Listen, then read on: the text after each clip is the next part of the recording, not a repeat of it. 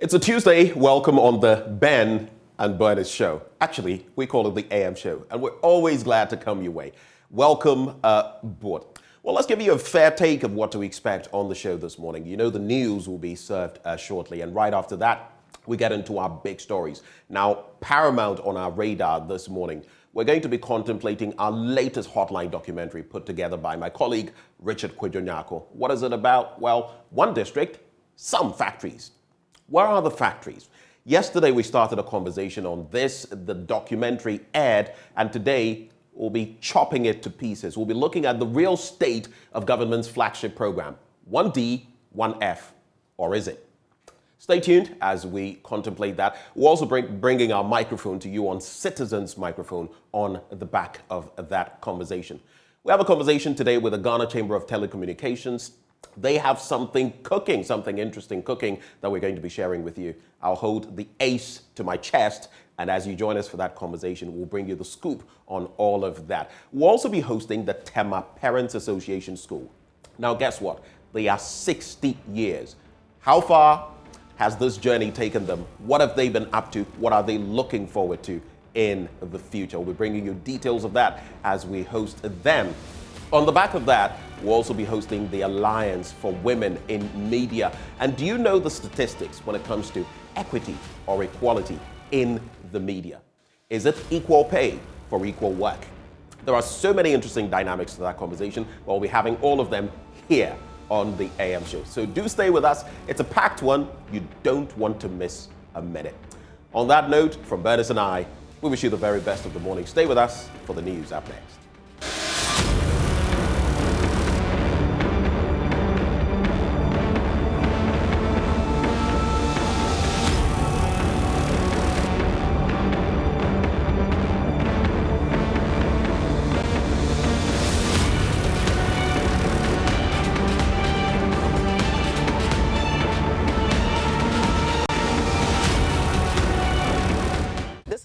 We're so glad you stayed with us for the news. And in our first story, no charge of murder has been filed by the Ghana Police Service against the 6 persons being held over the death of slain soldier Imuru Ibrahim. The 6 made their first appearance in court on Monday. 2 of them were named in an official police statement as persons who attacked the deceased soldier with the aim of stealing his phone and backpack. Court correspondent Joseph Akable has more. 2 of the accused persons, Samuel Tete and Abubakar Sadiq, have been slapped with the charges of conspiracy to commit crime, namely robbery, and the charge of robbery itself. They are alleged to have accosted the soldier and attempted to rob him of his mobile phone and backpack. The 4 others, Ibrahim Abdul Rakib, Safiano Musa, Yusuf Mohammed, and Abdul Gafaru, are facing the charge of dishonestly receiving. Ibrahim Abdul Rakib is alleged to have purchased the phone of the deceased at a price of 300 cedis. He subsequently sold the phone for 350 cedis. The police say Safiano is being evasive as to the whereabouts of the phone and claims to have sold it to Yusuf Mohammed for 500 cedis and later to Abdul Gafaru Abdul Karim. The police says investigations are ongoing to attempt to recover the phone. All accused persons pleaded not guilty to these charges and were denied bail by the court. This was after they had failed to indicate to the court where exactly they resided at Ashaiman. Lawyer for 4 of the accused persons, however, has some concerns about the processes so far. There is no iota of evidence brought to the court today to even warrant charging my clients with the offense of murder. Not even the robbery that the first and second accused persons were charged. So my client was simply charged for the offense of dishonest receiving, and it's simply because the police or the prosecution is saying that some of the phones believed to be owned by the late Sheriff Imuru were sold to my clients. And this is a situation that any of us can fall victim to, especially if you don't buy phones from the shops. You can be there, they will come and sell any item to you. That is what is landing them in this situation. But let no one take them as murderers. No. Thank you. You placed an application for bail for them by the court. Yeah, we knew from the onset that it was going to be a tough one. Remember, this case has so much public interest in it. And so on the first day, it's always difficult. The case is back in court on 27th March 2023. On to health now, and some public health nurses are asking nursing mothers yet to vaccinate their babies to do so as soon as possible.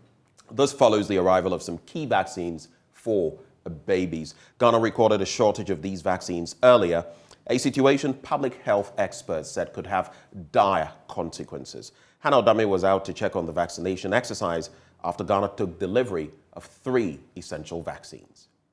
It's a little over 9 a.m. here at the Adabraka Polyclinic, and I've been told by the public health nurse here at the Child Welfare Clinic that about 15 parents, 15 mothers, I should say, have already been here to vaccinate their children against any of the childhood killer diseases.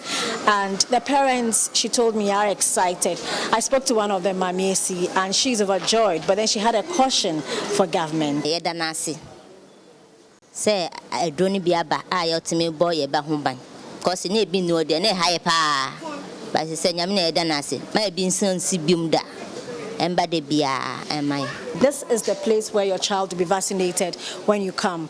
All the vaccines that were in short supply this morning, they received all of them. Public health nurse Patricia is urging parents to bring their children. We are all urging all mothers around to just take the opportunity and then troop in, especially those who weren't able to get their previous vaccines. Please, we urge them to join any facility around them nearby and then take their vaccines, just to protect their kids also. We are heading over to the Mamubi Polyclinic to also ascertain how parents are gathering to vaccinate their children. Mothers here at the Mamubi General Hospital are reiterating the same things that mothers at the Adabraka Polyclinic said. They say they do not want to experience the anxiety and uncertainty they had to deal with when the vaccines were in short supply. Last month, I came here and the nurse said the polio is finished. So she gave us the next date, 13th of this month, that's today. So we came here to take it and I'm very happy. I want to tell them it's very necessary for our children. So anytime it's short, they should bring it for us. Oh, time na a short na ya nya bia de dida. Nti yet no na feel say bia na ye ne beso no na ya ye beba na asa. Nti ye da ban asese odi bia ba. Ma ebi nsi say vaccines ne ebesa. Because nkwala no so mu here. One interesting thing happening here at the Mamubi General Hospital is how the public health nurses are urging the mothers who have come for the vaccines today to also go tell their friends, their fellow mothers, that the vaccines are in, so they should come. It's a rigorous campaign ongoing here, and the superintendent is Abuabo Acquah. Oh, as for Mamubi, we were fortunate to have the vaccines, with the exception of polio. And now today, the disease control officer just arrived with the polio. So even mothers who were living, we called them back and dropped the polio. And we've told them to ask mothers in their communities who are due for the polio, but when they came, there was shortage, so that they bring them. If not, the next month when they come for the next appointment, we'll drop the polio. We are very excited because with these vaccines, if the babies they didn't get it, we know what happens. There will be outbreak. So now that the polio has arrived, sure, 100% sure, 100% happy. For JoyNews, I am Hannah Odame.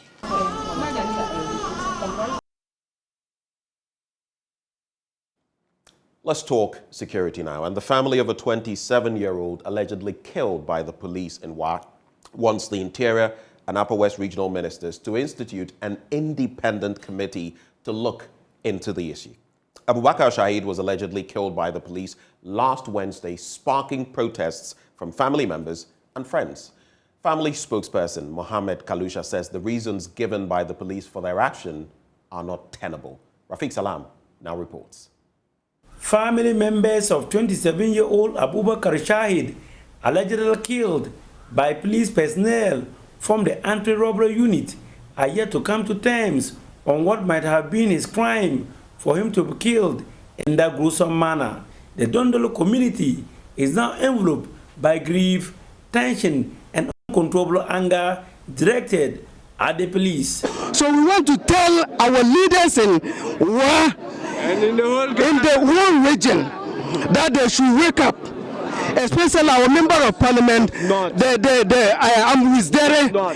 Minister, the MCU of Wa. They should call these people to order and let them know that they came here to rule the town.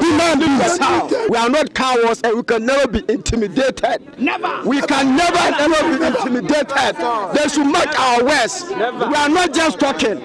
A lot of people in this community seeing me talking like this, they are surprised seeing me talking like this. We mean business and we will take actions very soon if the law court or the Ghana Police Service do not come to our aid to fight justice for our brother. To add to the woes of the family, his senior brother, Ifyie Acquah, upon hearing the death of Shahid, took ill, leading to his death. Both of them have since been buried under strict Islamic tradition. His aged father is sick, bedridden, and speech slurred. His mother, Abuabo, is visually impaired and says she and the sick husband depends on Shahid for their survival. I am sitting here blind. If I want anything, Shahid is the one I call to do it for me. Now that he is not there, who will do my errands for me? I've been unfairly treated and robbed of my son. Her tear-eyed octogenarian auntie, Ifyie Acquah, says she's been having nightmares and running stomach ever since she was informed about the death of her nephew. I was in my room when I heard some loud noise outside and I came out to ask, only to be told of his death. I asked whether it was through car or motor accident. They said no, but that he was killed by the police. My body began to shiver, and ever since I've been running diarrhea. The family swore they will not let sleeping dogs lie until there is justice for Abubakar Shahid. The family, after the 3-day adua attended by Muslim clerics, close family members, friends and sympathizers, held a press conference who they say is to set the record straight in order to delink the deceased from the armed robbery tag labeled on him by the police. Spokesperson for the family, Mohammed Tamim Mukalusa, stated that the deceased last Wednesday late evening left home to visit his friend and teacher at Mbeleju, a suburb of Wa, and about 200 meters away from Nasser Jahan Ahmadiyya Teacher Training College, as part of his daily routine to visit and transport his friend and teacher on motorbike to Wa Town, where he had another residence around Dondoli, a suburb of Wa Township. Upon spotting Shahid on his motorbike, riding towards the direction of the police shot him in the abdomen and lower right arm. When Shahid's friend heard the gunshot, he quickly called him on phone to warn him of gunshot he heard around Tembelejo, and that if he is not closer, he should return home until calm is restored to the area. The family denied the assertion of the police that the deceased was an armed robber and demands apology from them. We want to categorically state that, contrary to the statement by the police, Shahid is not an armed robber and has never stolen before in his entire lifetime. The masses of the people of the community gathered here to mourn the deceased is a testimony to that fact. The family further made the following demands that includes the setting up of an independent committee to look into the issue. The police should also reach out to the family and take steps to find an amicable solution to the matter. 3.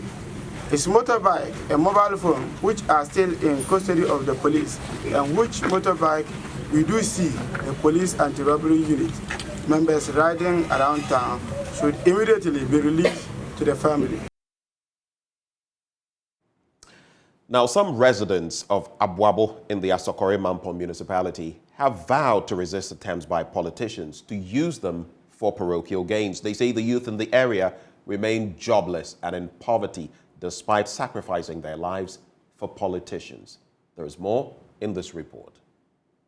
The residents walked through the principal streets of Abuabo amid singing and dancing to launch the homecoming events.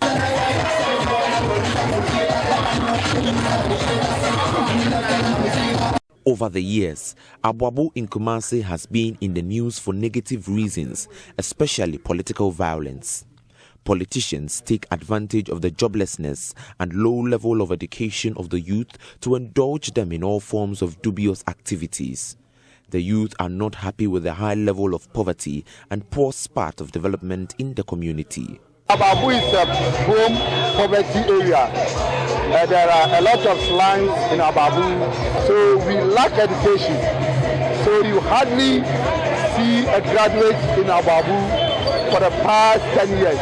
Until recently, that we are able to come out with some graduates who have been occupying some of the government positions. So due to lack of education and job opportunities, people find it difficult to survive in this community. So they do all sorts of crimes to at least survive. The youth of Abuabo have always been used as a political tool, and it all comes back to education. Because these same politicians that comes out and use them as a political tool have also got children, they have got families, not having good education. You understand? So I don't see the reason why they should be used all the time as a political tool. So I go to my Abuabo people is to also start using their head, start thinking. They are also human beings. They can be in the same position as where the politicians' family are. To change the narrative, leadership of the youth, both local and diaspora, have teamed to offer skill training to the unemployed youth. Community leaders have started the advocacy on the importance of education and the need to shun the negative drive of politicians. So this Abuabo homecoming is about those in diaspora to come home to support the needy one, to finance them, get quality education, get a job for them, to be able to at least have a resourceful source of income. Leader of the group, Alhaji Shiraj, wants the government to prioritize job creation, which is threatening the security of the nation. The problem has always been the same. The youth have not been offered a job. That's what they need. That's basically the truth of the matter. All they need is a job. They have not been given a job. So sometimes it makes it so difficult for them to even know what they are doing. So that is our main problem. So we are appealing to the government to make job available to the youth so that they can be useful to the society. For JoyNews, Ewukumale's report read to you. But that's our recap of the news. Stay with us. The news review up next with energy analyst Kojo Poku.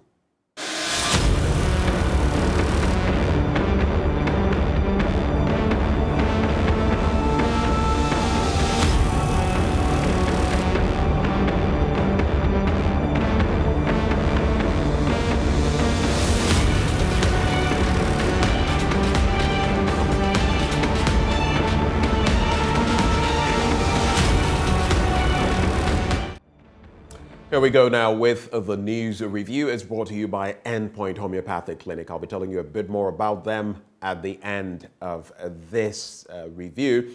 But joining us, energy analyst Kojo Poku. He is our guest this morning. He'll be joining us shortly as we get into the review. Mr. Poku, a very good morning to you, sir. Thank you for joining the conversation.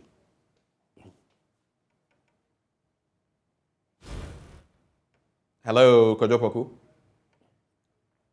Well, let me tell you a bit about Endpoint Homeopathic Clinic then. We're offering free prostate screening and free female fertility screening.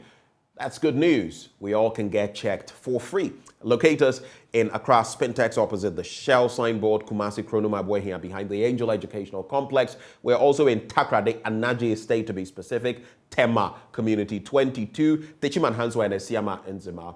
I'm sure you'd like to reach us to book an appointment. So call us on 0244 867 068 or 0274 234 321.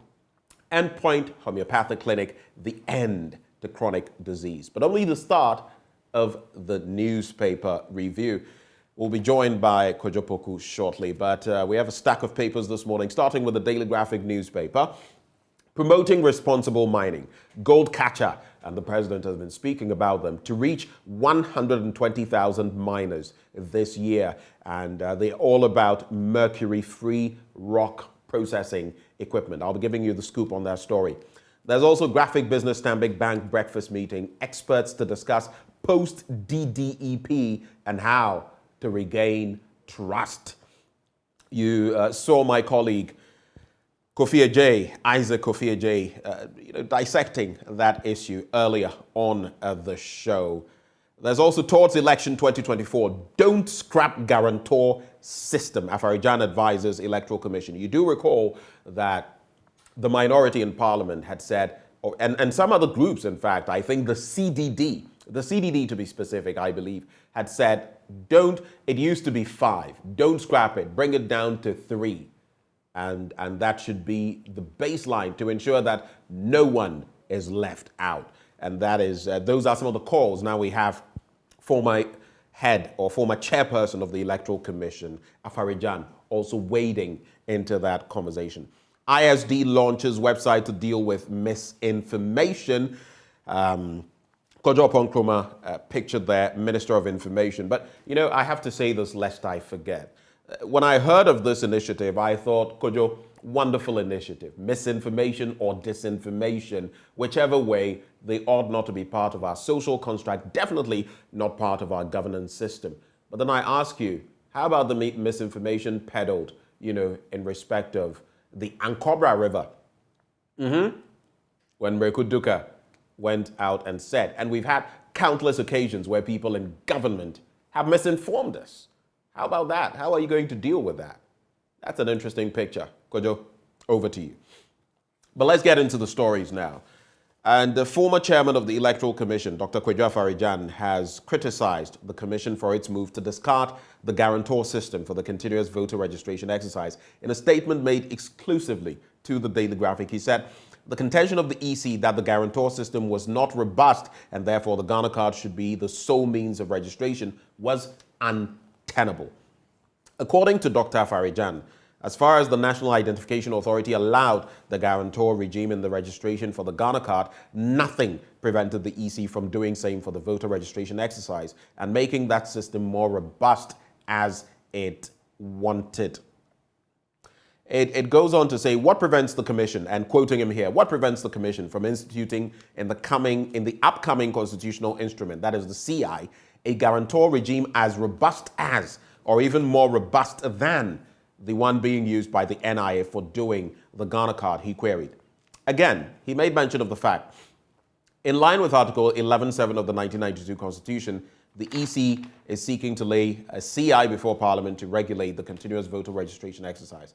Per the article, the CI, which seeks, among other things, to make the Ghana card the sole identification document for the exercise and the only means for registration, when laid in Parliament, will come into force after 21 sitting days, except the House annuls it by a vote of not less than 2/3 of all members of Parliament. And we all know that last month, chairperson of the Electoral Commission, Jean Adukwe Mensah, told Parliament as part of the pre-laying of the CI that the Ghana card as the sole registration document would ensure that only eligible Ghanaians registered as voters. But Dr. Afriyie disagrees. In fact, he says, truth be told, the guarantor system was not the best under any circumstances, but we did not have other options. In my view, as of now, it cannot be reasonably assumed that every Ghanaian of voting age has the Ghana card or can get one well ahead of the next elections.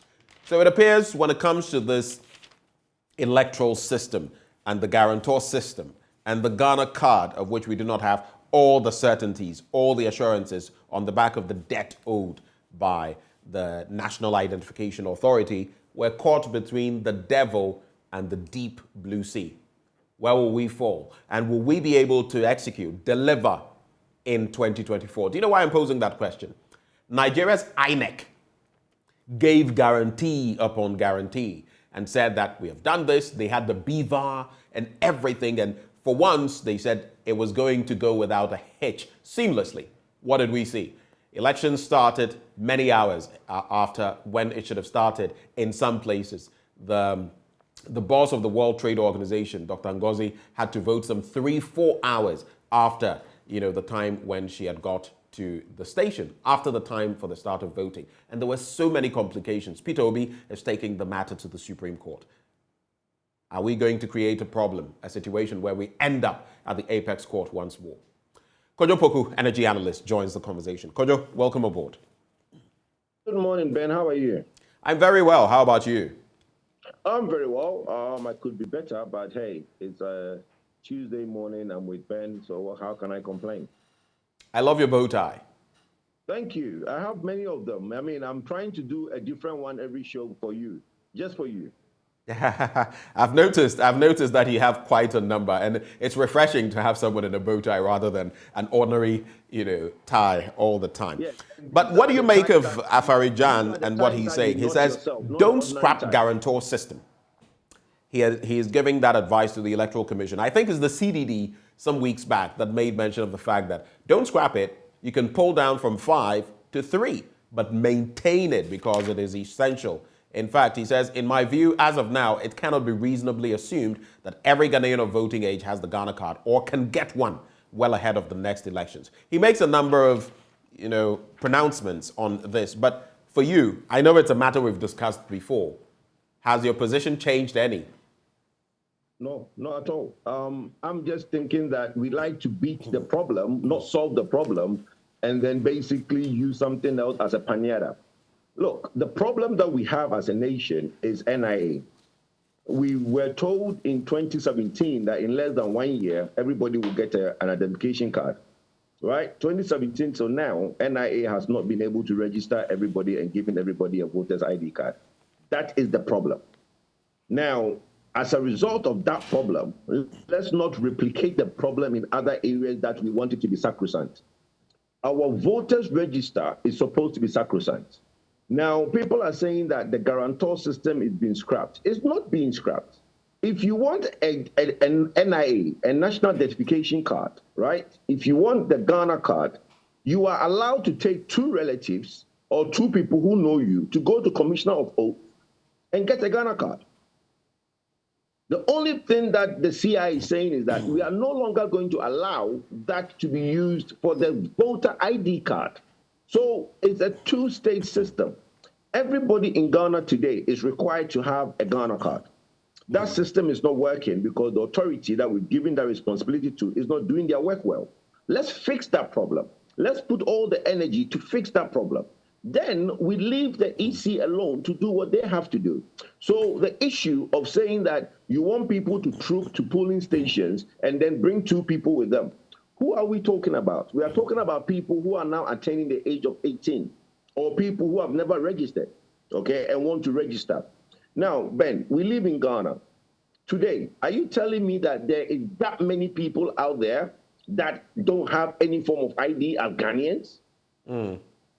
Let's ask ourselves, look, in 92, this conversation was different, right? Even in 2000, this conversation was different. But 20 years from 2000 into 2023, when the people attaining voters' age are more savvy, yes, in the rural areas, it could be a problem. But the point is, let's not always use the rural area as an excuse for people in urban areas to do their dodgy things.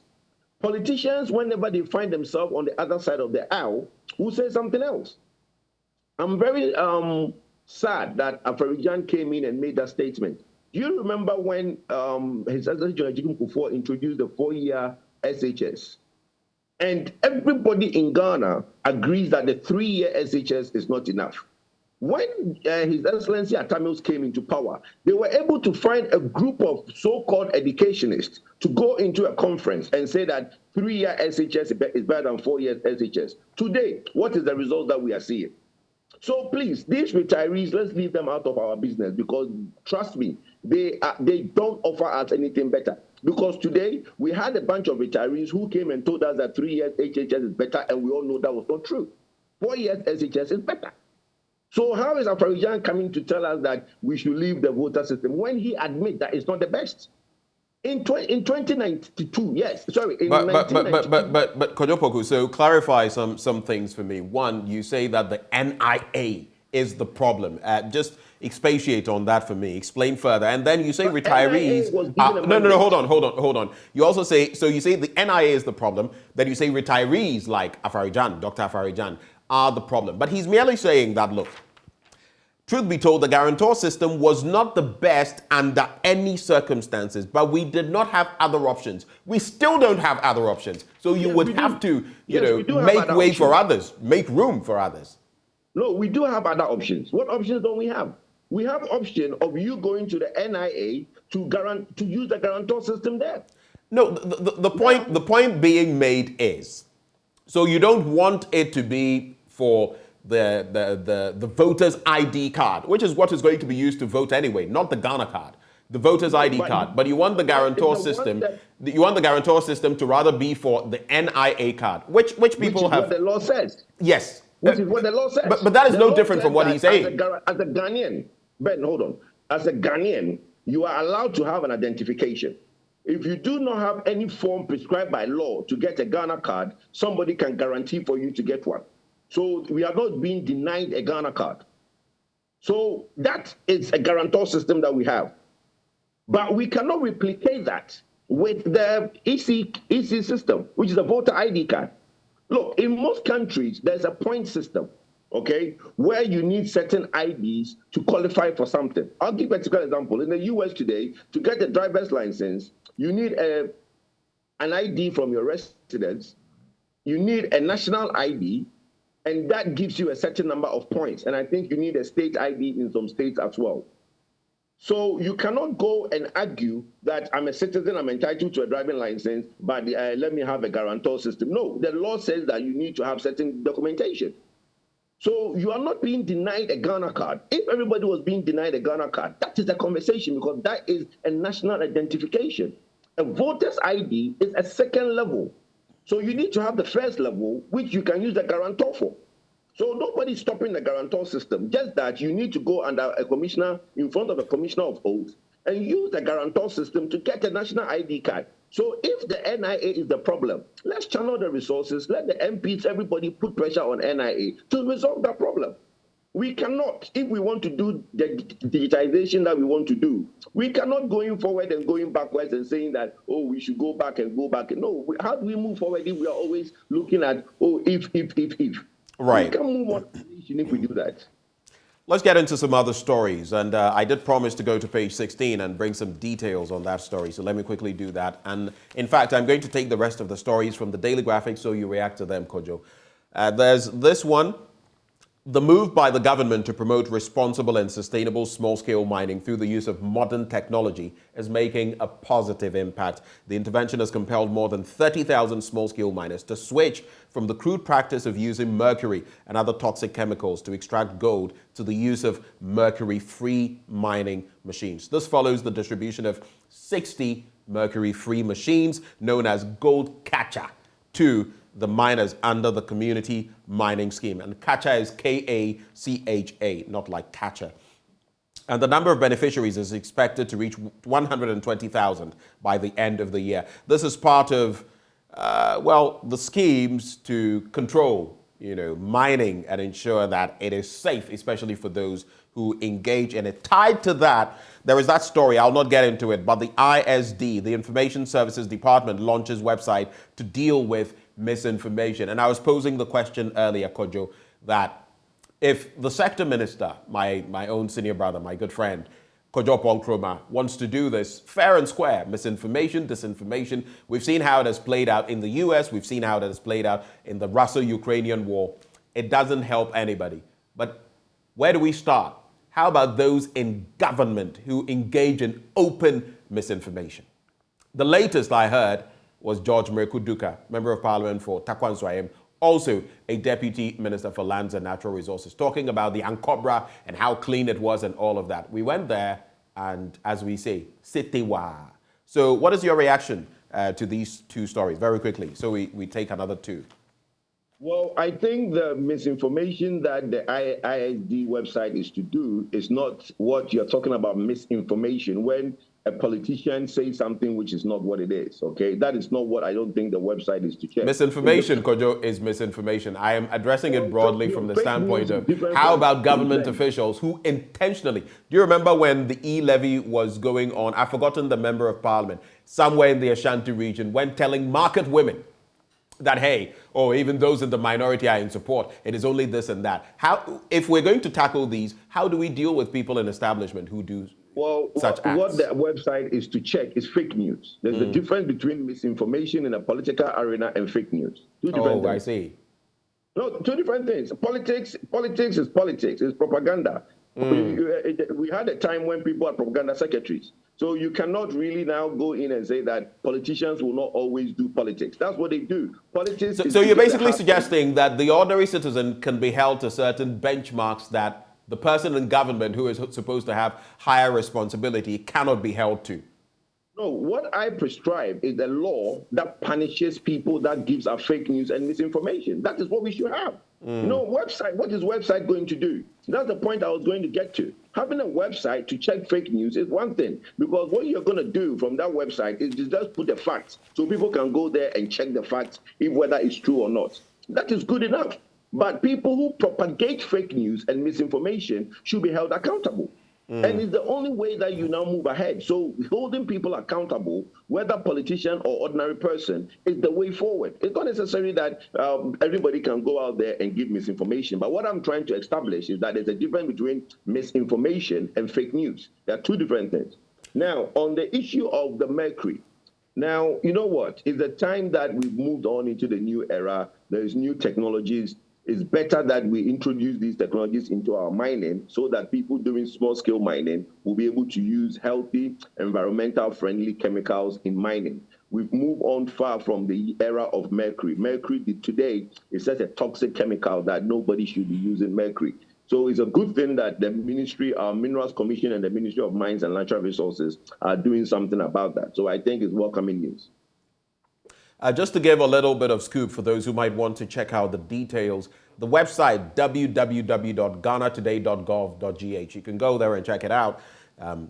Will provide reliable information from ministries, departments, metropolitan, municipal, and district assemblies, as well as governments, programs, and projects, among other information relating to the state. And those are some of the stories there. Let's quickly look at a few more. Dr. Akoto outlines plans to transform country, and yesterday we had that event at the UPSA, which we brought to you. The immediate past Minister of Food and Agriculture, Dr. Afriyie Acquah, has outlined 7 interventions the country must undertake to accelerate the total transformation of the country, describing them as the new paradigm shift and critical factors. He said the interventions included political will, a change in governance structure, research and development, strengthening of inputs and market systems, and human resource development. He also said a well-funded and competitive private sector can manage and allocate skills and capital to scale up agro-processing and value addition and drive long-term sustainable agri-business growth for job creation. I'm bringing this up for a good reason. He wants to be flag bearer of your party. You also want to be flag bearer of your party. I've heard Dr. Afriyie Acquah say some very interesting things about agriculture, especially as a former minister, and how tree crops and others can be our breadbasket, in fact, get us some over $12 billion and all of that. He speaks glowingly about agriculture, but he was there and some would say funding the tree crops, for example. He said, no, he makes mention of the fact, for example, that when that authority, I beg your pardon, was set up, the allocations to them, it was supposed to be $5 million per year. They got $1 million over 3 years. It's kind of like the issue with the vaccines. If you're not getting the money, how do you procure them? So he has this glowing thinking that agriculture can be the salvation of the country. And I actually agree with him. But the question is execution. What do you think, as someone who also wants to be president? What do you think? How far can we go with agric? Let me say this. Dr. Afriyie Acquah is not any ordinary person. He is a very good confidant of the president. If the two of them are childhood friends, the two of them have been knowing each other for a very long time. In fact, he's the most closest person in cabinet to the president than any other person I know. Because in numerous times, if you are somebody who sees the two of them, he's the only one that rides in the same car with the president. Okay? So that said, if you were a minister of Agric and you feel that the social part of government injecting money in Agric was not forthcoming, what happened to private sector-led initiatives? He claimed that he's a farmer himself and one of the biggest farmers in Ghana. How did he do it? Was he not a private man who went into business and did Agric as a business? How did he not explore the deficit of funding through PPP, private partnership with private sector? Okay, so the point is this. You see, people think that ministers, you are a minister because, and a cabinet minister because the president cannot have all 18 hands. He gives you the mandate to go and do and report. If you have a proposal, you bring it and he approves it. The question I wanted Evans to ask him yesterday was that what proposal did he take to cabinet that was not approved? Forget the money side, okay? Because we all know that financing is scarce. We all know that there's no money. And today, if he become president or I become president, we are still faced with the challenge of no money, right? Okay? So if you are looking to lead, and the leadership that he's looking to do and the minister, there isn't much of a difference. Because, yes, as a leader, you have the opportunity to oversee all. But as a great minister, you have opportunity to oversee that department that he's saying that he can make better. So what was the private sector-led initiative that he brought into bear in the last 6 years? Right. Zero. Zero. The only thing that he talks of is that a fertilizer.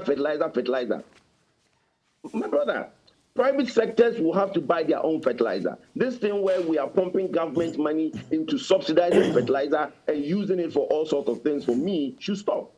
Government cannot afford to be supplying fertilizer. It should be a private sector-led industry. So where, for me, in my judgment of what he said, he failed is that he is still in the delusion that Agric should be funded by government, which is wrong. Right. Agric should be funded by government. Agric should be funded by private sector. In all industrialized nations, Agric is a private sector-led industry.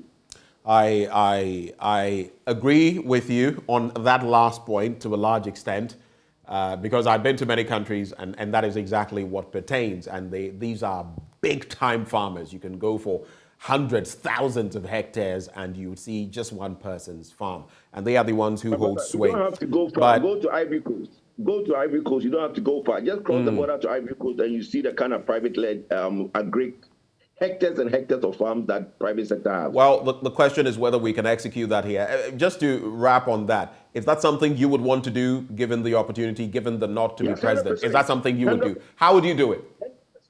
I have put it out there. Very quickly, I want us to get into other stories. How would you do it? Yes, 100%. Those are things that I've put out there about PPP in Agric. Look, we've been using these slogans in Agric for too many times. We need to bring in the private sector. Today, everybody talks of Ukraine. Ukraine is not the government farming in Ukraine.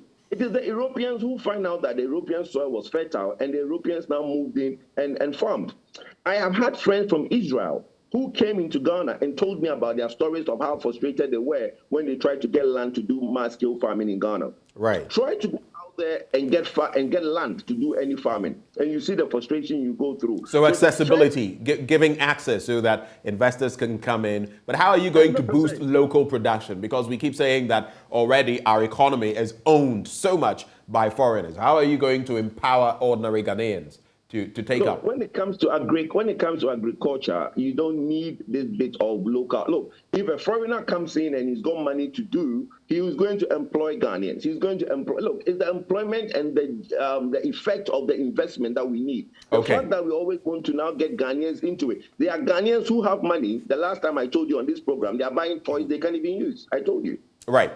Let's quickly get into other stories. The Ghanaian Times basically reiterates stories that we've already done. The ISD launch, 6 suspects remanded. This is a story we saw yesterday. Education Minister threatens to close down non-performing schools. I think he made mention of those scoring from 0 to 10% pass rates, and that if they don't up their game, they would be shut down. We'll use Agric to attain first-class economy if, that's according to Dr. Afriyie Acquah. He also says in the Finder newspaper, with right investment in Agric, Ghana will not need the IMF. And I've heard him say that. Gamanche prays for Alan's victory in upcoming NPP flag bearership race. Dr. Dufour promises to revive tour when elected president. And there's also the ISD situation. But very quickly, to the Gamanche issue, praying for Alan's victory. We've had this dichotomy when it comes to chieftaincy and politics and crossing the now blurry lines. What do you make of it? Because from time to time, you see someone go here and that person is hailed, even given the nod, the blessing of a chief. What do you make of it? Well, chiefs are individual people. They just occupy a high position in our society. So they are allowed to basically have a preference. I don't begrudge any chief that have a preference with who he thinks should be a flag bearer. The only thing is that the people should just take that pronouncement with a pinch of salt. It's an individual pronouncement. It doesn't mean that because the Gamanche have said it, all Gans should vote for that person. Gamanche is only expressing an individual personal opinion. So for me, when I hear these things, I just basically said, okay, fine. I mean, he likes him, why not? Maybe somebody too in the voter region will see Kojo Poku and like him. It doesn't mean that the people in the voter region should vote for Kojo Poku. So for me, you can't stop chiefs from doing what they do, which is having an opinion. All right. Just to wrap it with the next headlines, the Daily Guide, a Shaiman soldier killed over 300 Ghana Cedi iPhone 6. I think that's the major story there. It's the banner headline. Then the Graphic Business, T-bills interest rate reduction, no easy way out. Medium to long-term risk persists. And I have heard financial watcher, analyst as well, Joe Jackson of Dalex Finance, talk about those issues. Experts discuss post-DDEP and how to regain trust. That is the Graphic Business Stanbic Bank breakfast meeting. And lending rates to decline significantly, and Ghana's purchasing index records marginal growth. That's the Economy Times. You can pick any few thoughts to share with us as we wrap the conversation. I'll go with the Ashaman issue. I think for me, when I heard the killing of the soldier, my heart goes out to the family. May his soul rest in peace.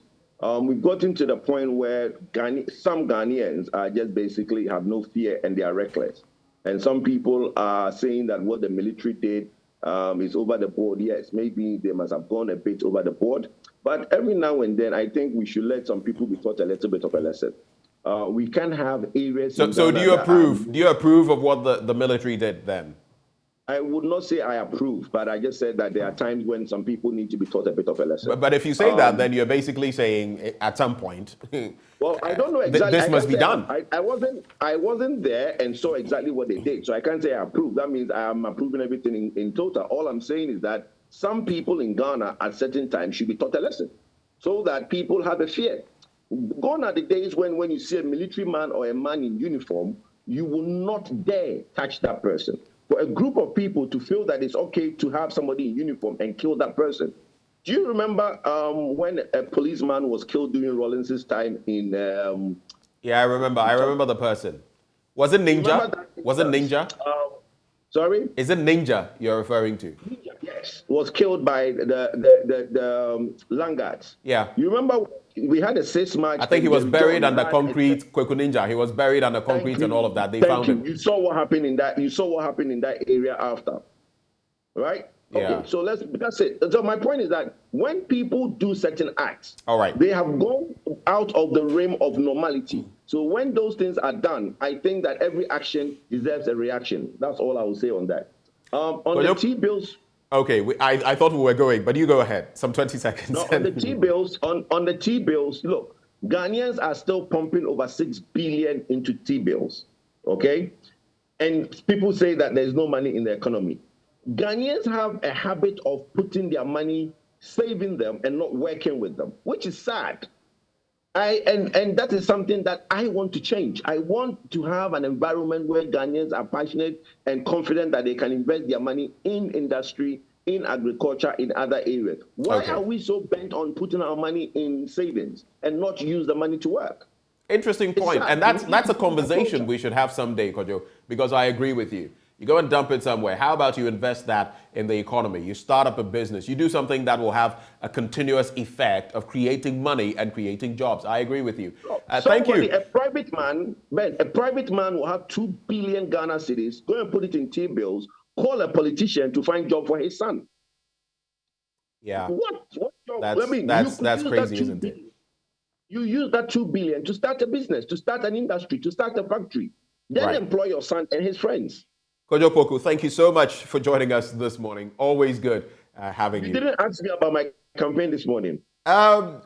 If we go there, Kojo, we're already out of time. Let's do that next time. But thank you so much for joining the conversation. Next time, be sure to remind me so we do it early. Kojo Poku is an energy analyst, and he joined us for this conversation. Right before we go, of course, this segment is brought to you by Endpoint Homeopathic Clinic.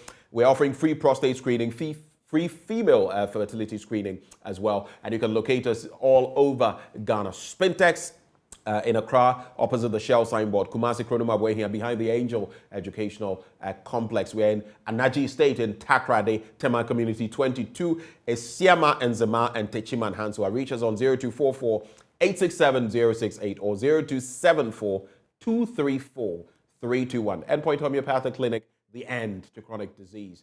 It's the start of sports coming your way. Up next.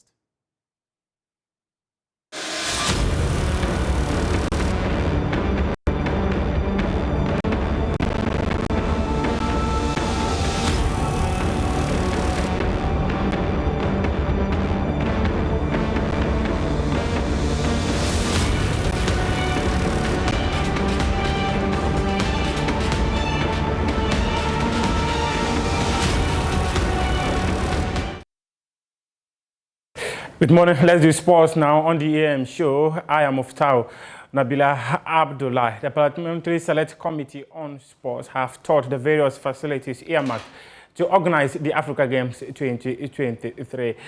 My colleague Lawrence Beidou followed the committee when they visited Boteman as well the Legon facilities and comes through with this report. With barely a year to the 2023 African Games, engineers on site say about 20% of construction has been done at one of the two venues to host the event. The Boteman Sports Complex, which will hold 21 of the 23 sporting disciplines during the Games, appears to be at the grounds, though some of the facilities, such as the central tennis court, the multipurpose sports hall, and the swimming pool, are progressing steadily. This was revealed during the Youth and Sports Committee of Parliament's tour of the 13th edition of the African Games facilities on Monday. He, however, promised that works should be completed latest by December in order for the testing to be done before the African Games commence. Speaking to Joy Sports, ranking member of the committee, Honorable Wisdom Kobina Woyomi, expressed his satisfaction with the works done so far and emphasized optimism regarding the readiness of the venue before time. Contractors are on course, given their professionalism and the resources that are available. What we have seen so far, they have executed. And the challenge is whether the resources will be forthcoming to make them be on time and be able to deliver. You realize that this whole exercise or this whole project commenced somewhere in 2021, and we had the initial intention of hosting this event in 2023. But then it looks like today we have not been able to get a lot of our sites ready. So clearly there have been some challenges, and that had to do with resources, the unavailability of it. But then I think so far there have been some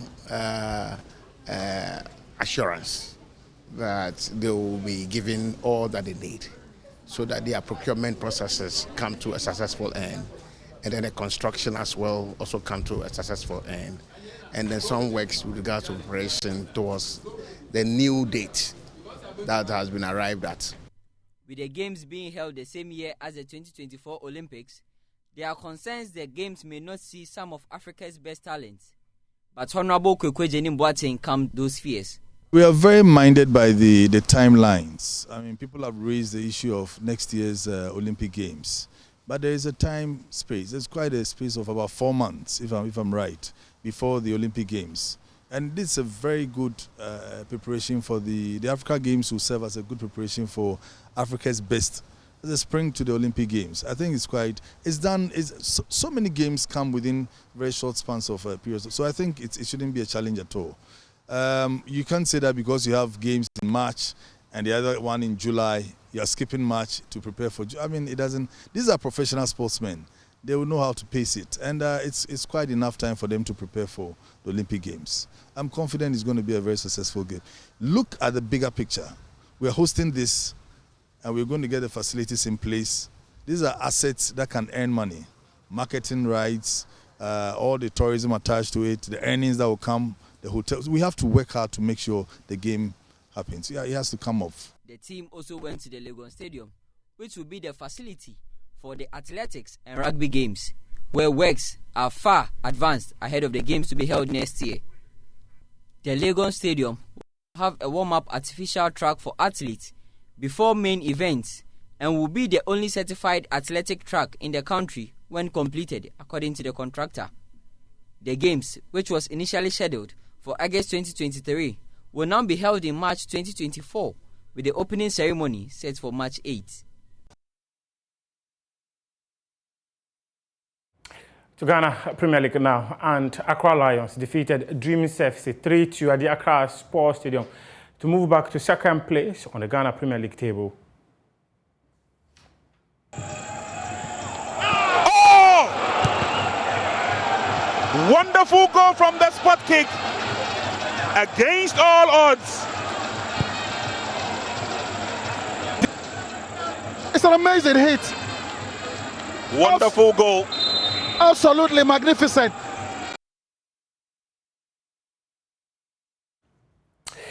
Organizers of La Liga and in Ghana and the Ghana Football Association and the Ministry of Youth and Sports say they will not hesitate to partner the organizers of the competition in Spain so that Ghana Premier League will also be lifted to a certain standard.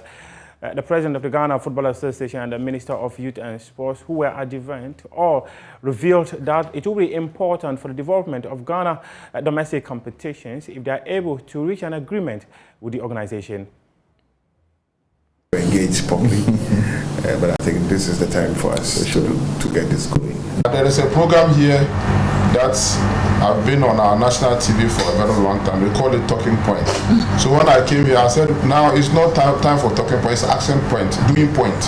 We need to make sure that we are implementing the things what we've been talking about. For 60 years, we've been talking. It's time for us to stop talking and go into the field and deliver. So once again, enjoy the Ghanaian hospitality. Ghana, anything you think we can do to make your visit here very lovely. We are ready to help as a ministry, as government, to ensure that your short stay here it's your country. Of course. Ghana is your country. No, it's true. It's our country at the end of the day. So we enjoy. Yes. Nigeria and Ghana, we have a very rich history. Of course. We have been given opportunity to be ministers. Ghana, Nigeria, Egypt, Algeria, who were there and said, okay, we can, even if it is a day that we are going to serve as ministers, let's leave a footprint. We can't do that without the support of La Liga and the rest. Sure. So we are appealing to you to come on board. We'll be having live commentary on Joy 99.7 tonight in the UEFA Champions League. RB Leipzig versus Manchester City, and the other game is Inter Milan versus FC Porto. And this is our wrap-up sports here on the AM show with me, Muftau Nabila Abdullah. The show continues right after this.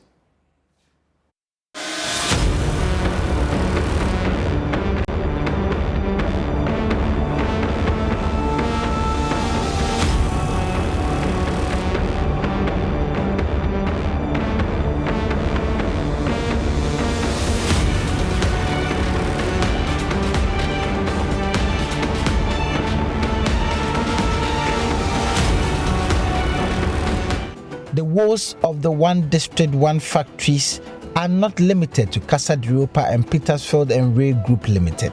There are dozens of such factories across the country that are in the same state as the ones in the central region.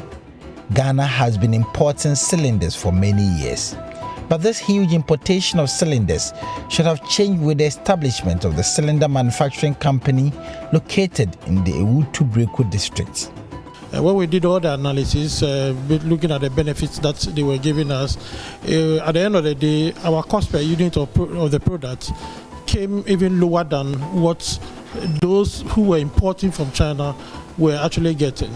So immediately we began our operations and we put our price out. This problem of import substitution, most of the people who were then importing immediately then decided to shift towards us. So at least in our presence immediately killed a problem that this country was actually faced with in the area of cylinder importation. The patronage of the cylinders was huge, but today the company is out of business. Philip Asifua is the CEO of the company. Immediately we began our operations and we put our price out. This problem of import substitution, most of the people who were then importing immediately then decided to shift towards us. So at least in our presence immediately killed a problem that this country was actually faced with in the area of cylinder importation. And so now if you come to our factory, boss, you'll be shocked. We are now getting to almost close to 200,000 cylinders. We cannot send one out because of what these guys are doing. These Chinese, they just came in, took over the market, cut the price down, and probably they are doing this for some time. So they realize that the Ghanaian factories have died down. Once we die down, they will come back. And what that means also is that in the future, 2 years from today, don't be surprised that they will be in charge of cylinder production in this country. And when we are suffering, we are struggling, we are talking about exchange rate challenges, they will pack their dollars and take it away in times like this. When a Ghanaian from Okainshi has set up almost a $10 billion factory. So that is the challenge we are faced with. Philip Asifua paints a gloomy picture about their investments. He said their investments are under a serious threat and government should ensure that Ghanaian businesses are highly protected. A nation supposed to be there for its people. China developed their country, they blocked everybody and they developed their country. Deliberate policies, protecting themselves and making sure they got to where they are. Now they are rich and they are now hitting us. We cannot continue to talk about level playing field because what they are doing, this is a direct attack on us in our own country. My brother, if you come to the factory, you'll be shocked. You'll see the cylinders plenty. We can't take them out. And workers are working. We have to let them go home. This was a factory commissioned by the president just about 2 months ago. We were doing fine until this thing happened. We've written to certain agencies that we were expecting to at least come in, and I was shocked. If management was made aware that Exim Bank was not going to give us the money upon completion to operate the factory, there was no way we would spend our last peso to commission the project. If you look at the activity leading towards the commissioning, we needed to pave the area, and that cost us a lot of money. That money could have gone into sales, because we don't need to pave our factory before we sell product. But we needed to complete the factory and put it in a shape that is reasonable. Everyone knows that. Ebenezer Obin-Bafo is the Chief Executive Officer of Casa de Europa. Petersfield and Ray Limited is a manufacturing company under the One District, One Factory established in 2018. It was established to produce high-quality natural fruit juice. Electricity came to disconnect just this afternoon. I had to go into my own resources to go and pay for them to reconnect the electricity. I don't know if now I'm in a dilemma as to fold up or not. It can happen soon, it can happen anytime from now. But it appears all is not well with the factory. Today, the processing plants have been shut. The factory is eerily quiet. Power to the plant had been disconnected on the day of my visit. Payment has been demanded long ago. It's more than 2-3 years now. But anytime they came, I told them there were problems that we need to solve before making profits. And that is to be difficult to pay. The shutdown of the factories has had a huge consequence on employment in the operational areas of the companies. When the factory was working, I could use my monthly earnings to support the upkeep of my family. I was even able to use my salary to support my grandchild's senior high school education. If the situation now existed before, I'm not sure I could have supported my grandchild's education.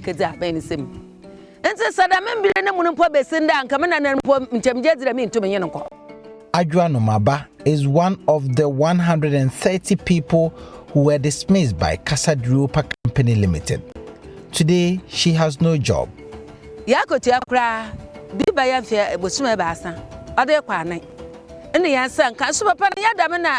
man has never defaulted in paying our monthly salaries, but now he owes us more than 3 months. This is not how it used to be in the past. When the factory had not been supported by government, things were very okay. All that the man used to do for the communities here, he's unable to do them again. We thought government support would rather help. Well, here we are on the back of that latest Hotline documentary. One district, some factories. We're getting into that all-important discussion, a flagship program of the current administration. But has it lived up to expectation? What are the gains? What are the losses? And what is the way forward on 1D, 1F? Well, joining us for a conversation, we have Dr. Sumaila Asah. He's a development expert at the C.K. Teddam University of Technology and Applied Sciences. Dr. Asah, a very good morning to you, sir. Morning, my brother, and I hope you are doing fine. I'm well. I'm alive and kicking. Yes, also sorry now. To wait, if you wake up and you're healthy, you're strong, you can do what you do, you thank God for it. Hello? Dr. Asah, did you hear me? Yeah, I'm doing fine. I'm live and kicking. Currently located in the Upper West region. Currently in the Upper West region. Good to hear. How's the Upper West, though? Are you in Wa? I'm currently in Wa. Right. Yeah. All right, so we contemplate this latest Hotline documentary and what it evinces on the back of 1D, 1F. But let's start from, even before we get into that, let's start with your own assessment from what you have seen in respect of one district, one factory, that policy. What would you say the status is currently from where you sit? Thank you very much. I think I was one who was very, very happy when this initiative of the one village, one dam. But I had a mixed feeling because my concern was the approach was not the best. The prescription of development that we have been advocating for. But it was an initiative that fit well with the context of what we call local economic development, which has been the agenda taken from the Chinese consensus approach. We think we need to develop homegrown processing companies, at least to a level of processing raw material beyond just taking it from the farm or from the ground and straight to the international market. So to me, it's a good initiative, but poorly and wrongly implemented. Let's look at, we'll do this then, Dr. Asah. We're struggling to hear you. The connection is not the best. We'll try to reconnect with you. But as you well know, we have that latest Hotline documentary, One District, Some Factories. We've aired that documentary. Starting from yesterday, we brought you details of it. And you may have seen the different factories, whether they were erected from scratch or whether they were aided by government through funding for some of the activities they engage in. But the picture that is painted is that, well, some of them are up and running, others are not living up to expectation, others are not getting the sort of funding they expected. The support some of them got has not yielded the results they were expecting. Some have even questioned the commitment of government to its own flagship policy, one district, one factory. Some have also said, especially those vying for flag bearership or flag bearer positions in the different parties. The major parties have said, look, if we get 1D, 1F right, that in itself could save us from economic distress, where we find ourselves now going to the IMF to knock on its doors, begging for arms once more. So what is the real situation? We'll try and get Dr. Asah back on the line to share his thoughts with us. The connection was not so good, but as and when we get him, we'll be able to proceed from there. In the meantime, let's take some more snippets of that Hotline documentary.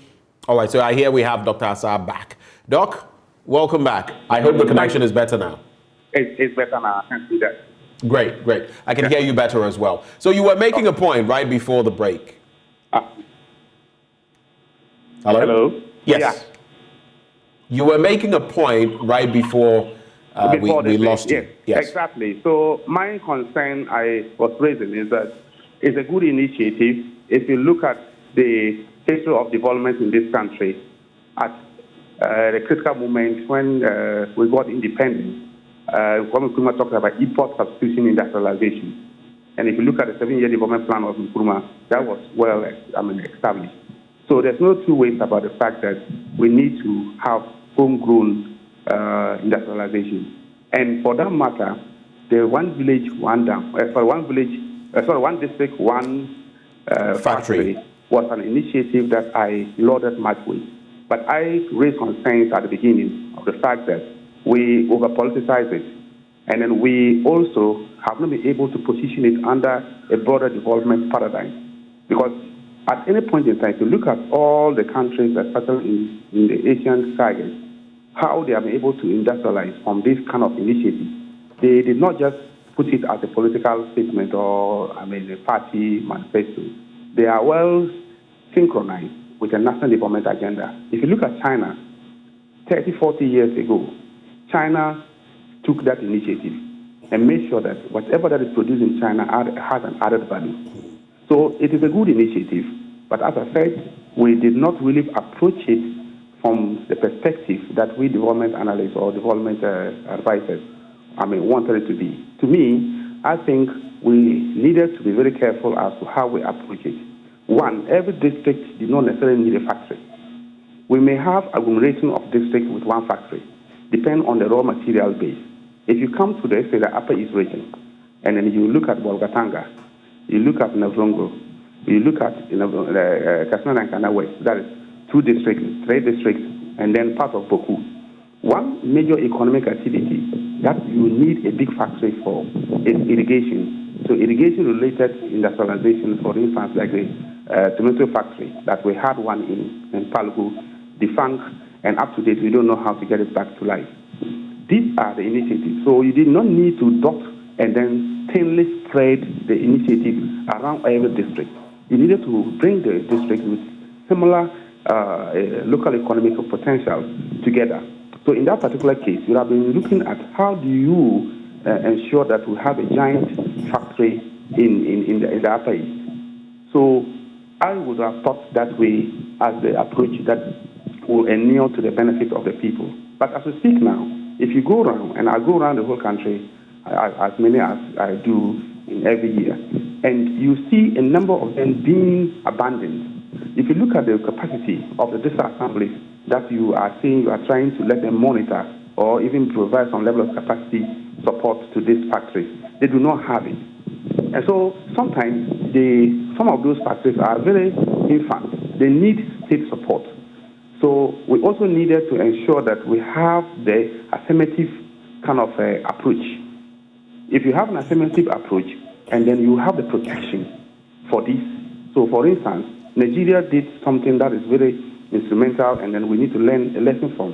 When they banned the importation of milk, they banned the importation of rice. We need to get to that level where the state, as we have now, so the state is saying that they are initiating this whole process for the private sector to take over.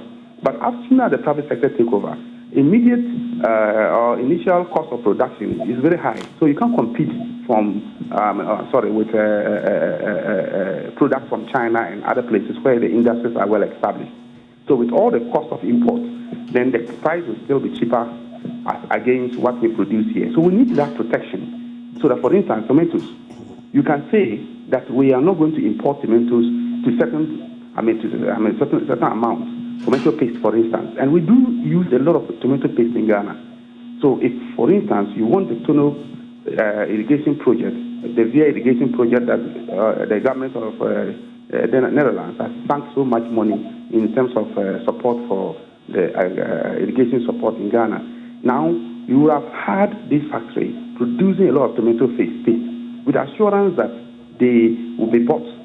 Ghanaians will not be allowed to buy from the cheap produce from other countries. Then if you do that for at least for 10 years, you are sure that these factories will be able to take off them on their own. We have factories that are doing well in Ghana. For instance, look at how many years did it take for us to start producing, other factories to start producing cement. Gassem was the only cement producing company. And look at the level of protection. Even though it's not a Ghanaian company, that's a German company. But look at the way we give you that protection. So we need to do such for our Ghanaian initiated projects, factories like 1D, 1F. Until we're able to move out of the politics and then put this in very serious development perspective, we will not go anywhere. Because the facts are very clear. If you look at the documentary, these are self-initiated projects that were doing well. But as soon as government comes in, then they begin to crumble. Why? And that question we have asked all the time, and we know exactly that as soon as politics come in, then different kinds of games are played. Sometimes some people, even in the community, may not even buy the product because it's NPP or NDC initiated. So we need to move away from this party, NDC, NPP, and get a national development agenda. And how are we going to plan in the next, say, 100 years or the next 40 years, the next 50 years? How do we want our industrialization to look like? We should not be so much like we are left behind. Yes, we are left behind, but we can't just use 1 day or 2 days or 3 years, 4 years as we do in Ghana to catch up with the world. Let's agree that we have really done something wrong in the past. Let's agree that we have an agenda ahead. Let's agree that we need everybody in Ghana to contribute to that agenda. And gradually, we may live and may not see the change that we are looking for. But we should initiate it as Ghanaians. That, look, it's my government that I was able to put up this development plan. And it's my government that has come to implement it. Let's start letting the politicians know that development is just not a matter of fixing infrastructure on the ground. But infrastructure by itself does not translate into development. It is the human beings, the mindset, the attitudes. How do we change people's attitude to even understand that we need to buy Ghanaian products? How do we change the attitude of Ghanaian workers so that they will be able to commit their energy to work for the factories that we are trying to establish? So these are things that we need to really discuss. Put it squarely in the space of university or higher education, and let us have forums to discuss some of these things. At the end of the day, different opinions will come, and then we will try to implement them. Right. In fact, these are very good ideas that we initiate in this country, but we just pick them, just the periphery of it, and then we begin to implement. At the end of the day, we now start implementing before we start thinking. And that is not the best way, and that's why we are really crumbling with these good initiatives. Now, you've spoken at length about, the state of 1D, 1F, but I went to the page, 1d1f.gov.gh, and I see here, for example, talk about that Wale melon factory, the watermelon processing plant. You remember we were told about rice production, I think in Sabelugu, watermelon in Wale. We went there and our checks revealed that not a lot of what was said was the reality. We went and met factories that were not working, some of them abandoned, some of them close to having the structures complete. But of course, when the structures are not complete and the plant is not set up, you cannot produce anything. That would mean that there's a lot of talk. I mean, I heard Mr. President say at the SONA talking about industrialization and 1D, 1F.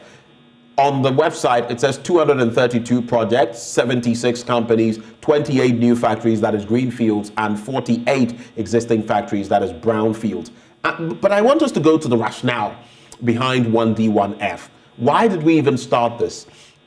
According to the page, the one district, one factory, and I'm just going to read so you have a blow-by-blow account of what it was meant to deliver versus what we are seeing. The One District, One Factory initiative is the vision of His Excellency the President Nana Addo Akufo-Addo to change the nature of Ghana's economy from one which is dependent on import and export of raw material to one which is focused on manufacturing, value addition, and the export of processed goods. These raw materials are largely found in the districts which would have otherwise gone waste. Think Komenda, for example, and sugarcane. The initiative, as proposed by His Excellency the President, is private sector-led.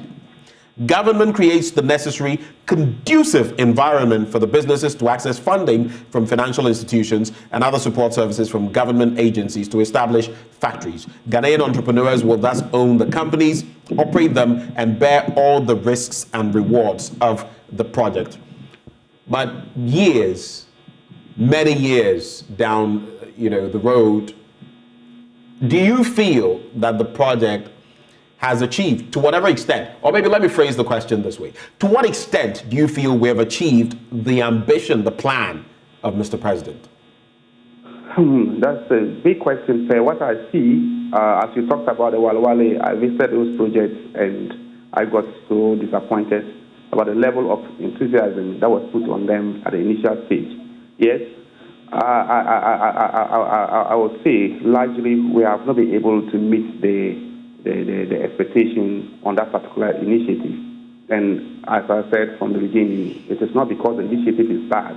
As you have read it, that's all what we have been prescribing for developing countries and Ghana in particular, that we need to go to import substitution industrialization. We need to let the private sector lead. The state will only provide that kind of sovereign support for the businesses to take advantage of facilities and resources. The state will facilitate by providing, let's say, rules and other infrastructure that will enhance the operations of these factories. So, well said by the President, well said by the policy document, well said by the vision of the 1D, 1F. But as I said, the implementation has always been the challenge. From independence, we have always had good policy. We have always had very good initiatives. But unfortunately, we have not been able to move them beyond the expectations that we have. But that's where the question has always been why. And that is where I come in to say that the why is because of politicization. We do not need to be talking about 2 million numbers. You may not need to initiate things and then want everybody to benefit from it. In this case, you are saying that every district will benefit because of the numbers. Oh, it's my time. During my period, I was able to initiate 200, factories in the district. I was able to establish 100 factories. Is that necessary within 4 years? Is it necessary within 8 years? Must it happen within your time of government? Is that also to say, even before you go ahead, that we are not realistic in setting targets? Exactly. We are not realistic because, in fact, Ghana is not for today. It's not for 4 years. So what are we planning in the next 50 years?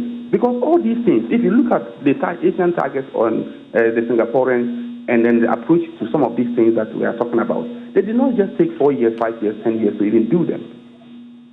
They started and learn from the mistakes.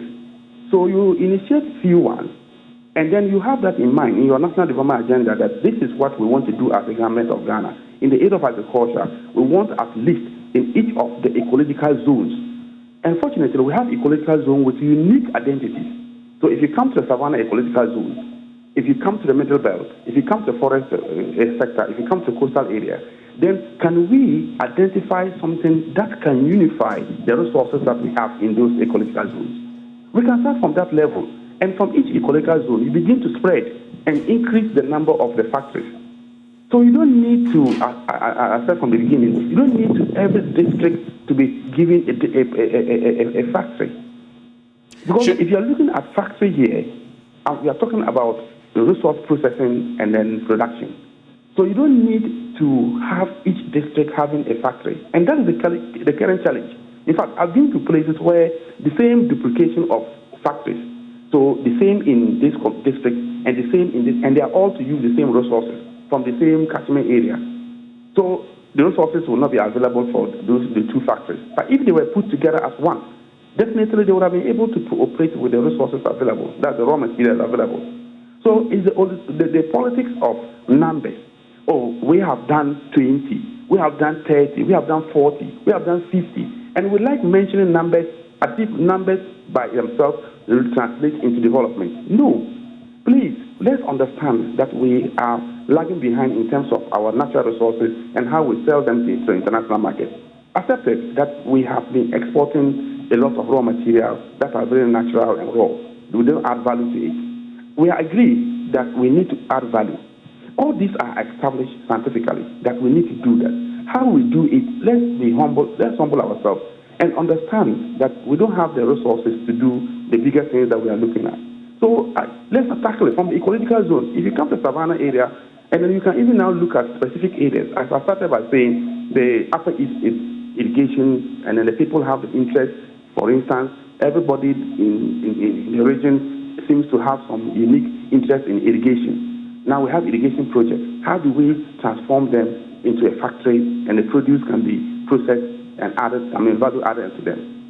If you come to the northern sector or the northern region, what is there? If you come to the Ashanti, and then you see that there are other opportunities there. In fact, in the Upper East and then in Ejura, you could even have one factory that can take advantage of the maize. So if you go to Ejura, you come to Sisala areas in the Upper East. These are the predominantly maize-producing areas in the country. If you cannot have one factory two factories in both locations, we can have one factory at the middle somewhere that can process the maize. And we have to, as much as possible, ensure that when those maize are processed and produced, then we make sure that they are bought. We don't go to Brazil and bring maize to come in for our school feeding programs. You see, so we'll take initiatives, and then because of politics, and then this interest of our imports, it is very established fact that political gains come from different sources, and one of the main sources is that I'm giving contract to import this, and Ghanaians, we are so fan of that because we import, we add one or two values, and then the politicians will come in, and at the end of the day, the people get their kickback. So buying of local produce is a challenge because of that political paradigm that we have developed. We need to kill that. And then if the president or anybody wants to promote this agenda of local produce, and we need to also develop local consumption pattern.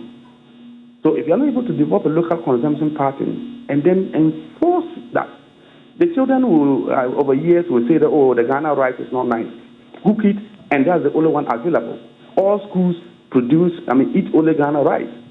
And then they see whether the factory in Walwale taking advantage of the natural rice production will not work. But we allow political parties and then individuals in there to go and start importing rice from the U.S. So, are you saying necessarily that we should follow the Nigerian example and ban, for example, rice imports? I do know that Mr. President has spoken about import substitution, but exactly. How quickly, and how aggressively can we go that way or down that road? How should we do it, basically? We can't just ban, because now we don't have the capacity to produce enough. We can't instantly produce to be able to feed the whole nation. But you can do the quota system. So you can say we know the total amount of rice imported into this country. We can say we only import, say, 40%. And this is where we need to put our brains and our research institution into action.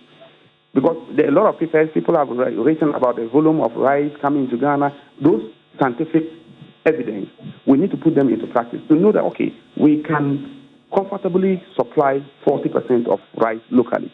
Therefore, we are only importing 60%. If we do that, and then we even need to know what type of rice we need to produce and then import. And then we need to even take initiatives. To be frank with you, if you go to Burkina Faso, in 1998, when Burkina Faso went to the World Bank looking for money to construct the Bagre Dam, one of the main objectives was to reduce rice importation to Burkina Faso by 35%. And they stayed with it. You know what they did? They realized that much of their rice they were importing from Taiwan. So they brought Taiwanese companies to come and establish mailing factories. So the major mailing factory in Burkina Faso was a factory with support from Taiwan. So they are mailing the rice with the quality that the people definitely will like, and then the local people are producing the rice from the dam and other catchment areas. And as we speak today, if you go there, that model is working. It's working, and it's very clear that you can get that rice, very well locally produced rice in Burkina Faso, and they are boasting of it. And you go to hotels and you see that it's been the main source of rice. I'm not just speculating. I was in Ouagadougou at the early part of the year, for a while, and you can attest to that fact. So you need to take that affirmative action. But we take the initiative, very, very lovely, very, very laudable, and everybody who hears about it will say, wow, this is good. But when it comes to the implementation, we allow some basic things to just affecting our implementation. Control of imports. I'm wholly in agreement with you. People would often say it's become a joke in our country that we have the best policies, the best laws, but implementation turn out to be the worst you can find anywhere. It's quite an interesting, paradox. But another goal of this entire enterprise was to create massive employment, particularly for the youth, 1D, 1F.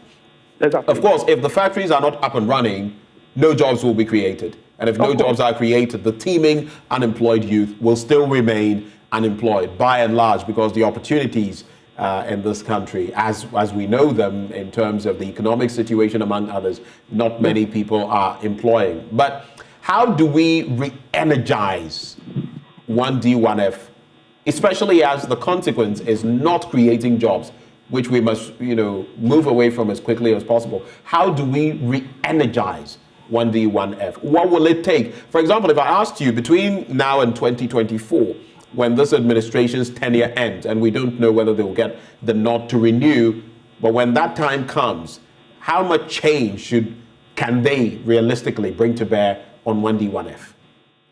Yeah, so to me, I think that we have to accept in the first place that we have failed, and I think that's where we have always... We have to accept we have failed. 1D, 1F has failed.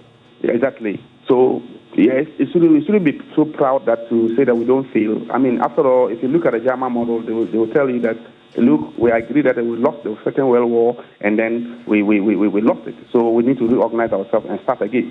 So we need to come to that realization that we have failed. And that is the starting point. Now, when we accept that we have failed, all these initiatives are good. There are establishments that are existing.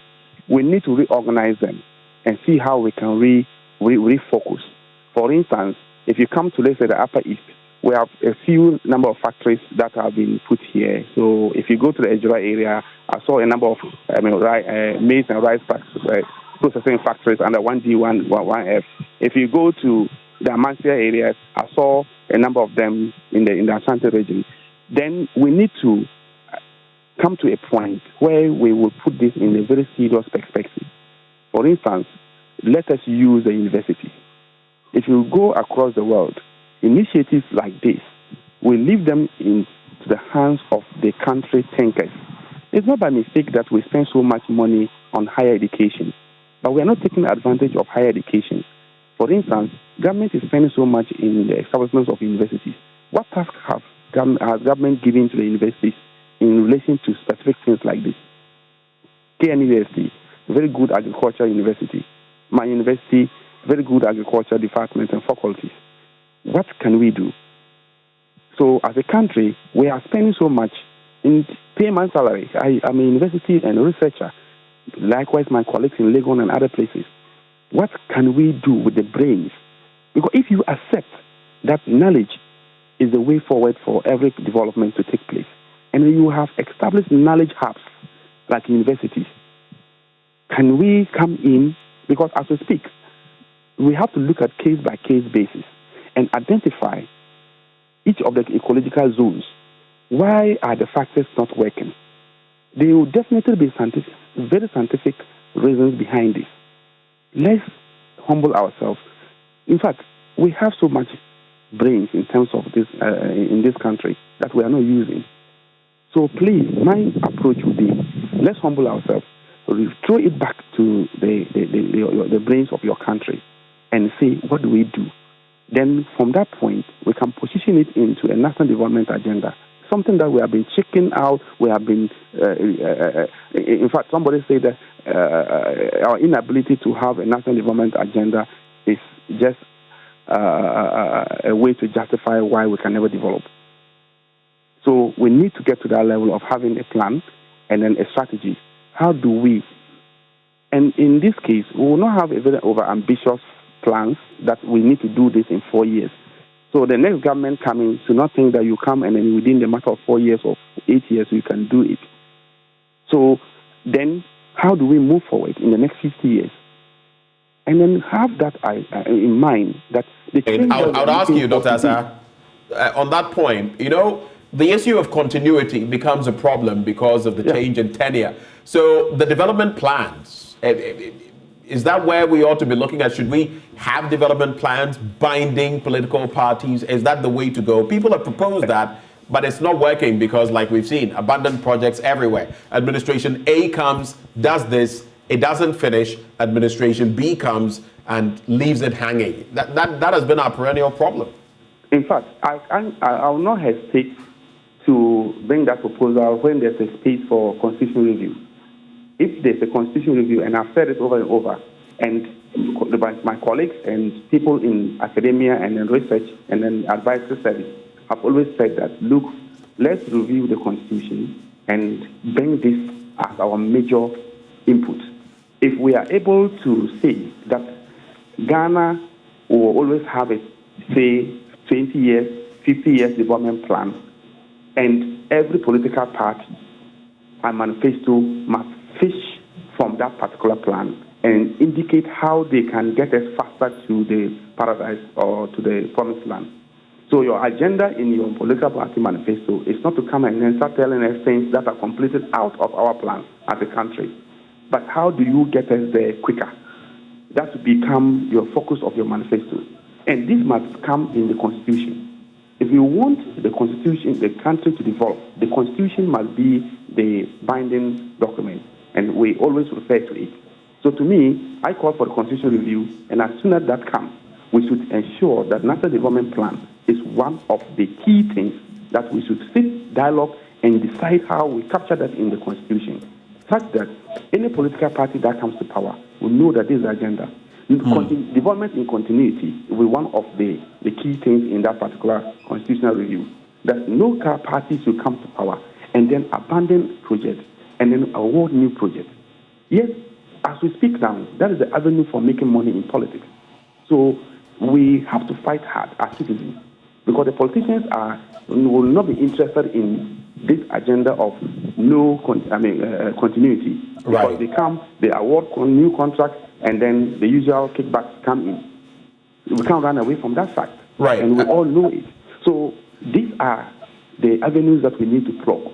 And then the Constitution review will be the basis for doing this. And then that's the only point that we can hold anybody accountable and then refer him to the Constitution to say that, look, the Constitution says we want to have 1, 2, 3. And in that particular case, we will be able to identify each unique areas of this country. And then the plan will outline how we get it done. At the regional level, we can do that. District level, we're already doing that with the medium-term plans. Every district in Ghana, every 4 years, go through a medium-term planning process. We do that. So why can't we put all that together and have a national focus? So you do medium-term plans of districts, and then a political party comes to power and throw its manifesto as a document for development. Then most of the things that are put in the medium-term plan are thrown out. And sometimes they say, oh, now the medium-term plan has to now realign itself to the political party manifesto. So we have started away the decentralization process that we started. Now let's decentralize and centralize the plan. And then we have the national level control of the decentralized plans. And that's where we can go. NDPC has already been established. So to me, sometimes I feel so sad that, yes, years back we talked positive And along the line, we begin to behave as if we don't have the thinking capacity. Why can't we give serious capacity to NDPC and the universities? Universities are supposed to produce knowledge. What knowledge are we talking about here? In what sector of the economy can't we have knowledge in the universities? All the research that we are producing, universities we are fighting, governments should give us research fund, give us research fund. And we have been saying this all because we want to produce scientific knowledge that will enable the benefit of the state. If you go to South Africa, they give that support. You publish a paper, then you are contributing to knowledge for the country. That paper that you are producing is to generate some knowledge, and that knowledge is necessary for the development of the country. And the country recognizes that and give you something small to support your next agenda. Why can't we do that?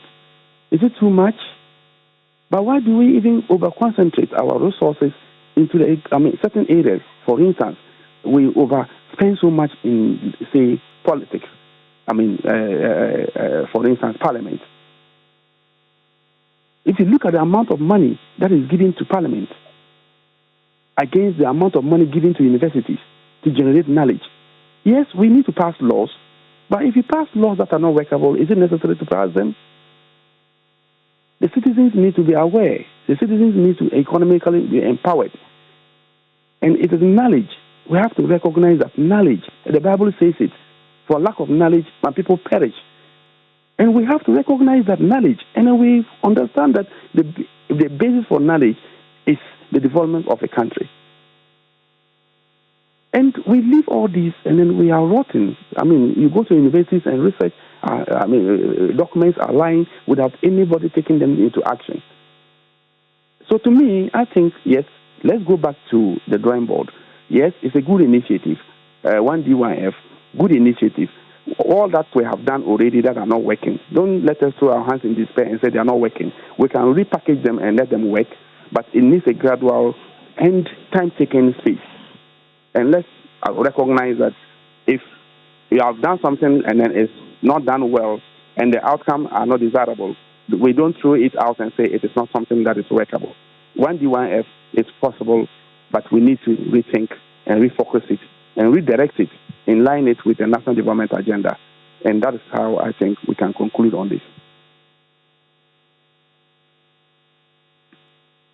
Some interesting thoughts you've been sharing with us. Dr. Sumaila Asa is a development expert at the CK Tedham University of Technology and Applied Sciences. But from Zoom, let's come into the studio. We have a former president of the AGI, the Association of Ghana Industries, Dr. Prince Kofi Klujasin, joining us in the studio. Doc, a very good morning to you. Thank you, thank you. It's been a while. Yeah. I don't think we've had an interaction this year. No, you promised taking me to lunch, but you didn't do that. I did? I did?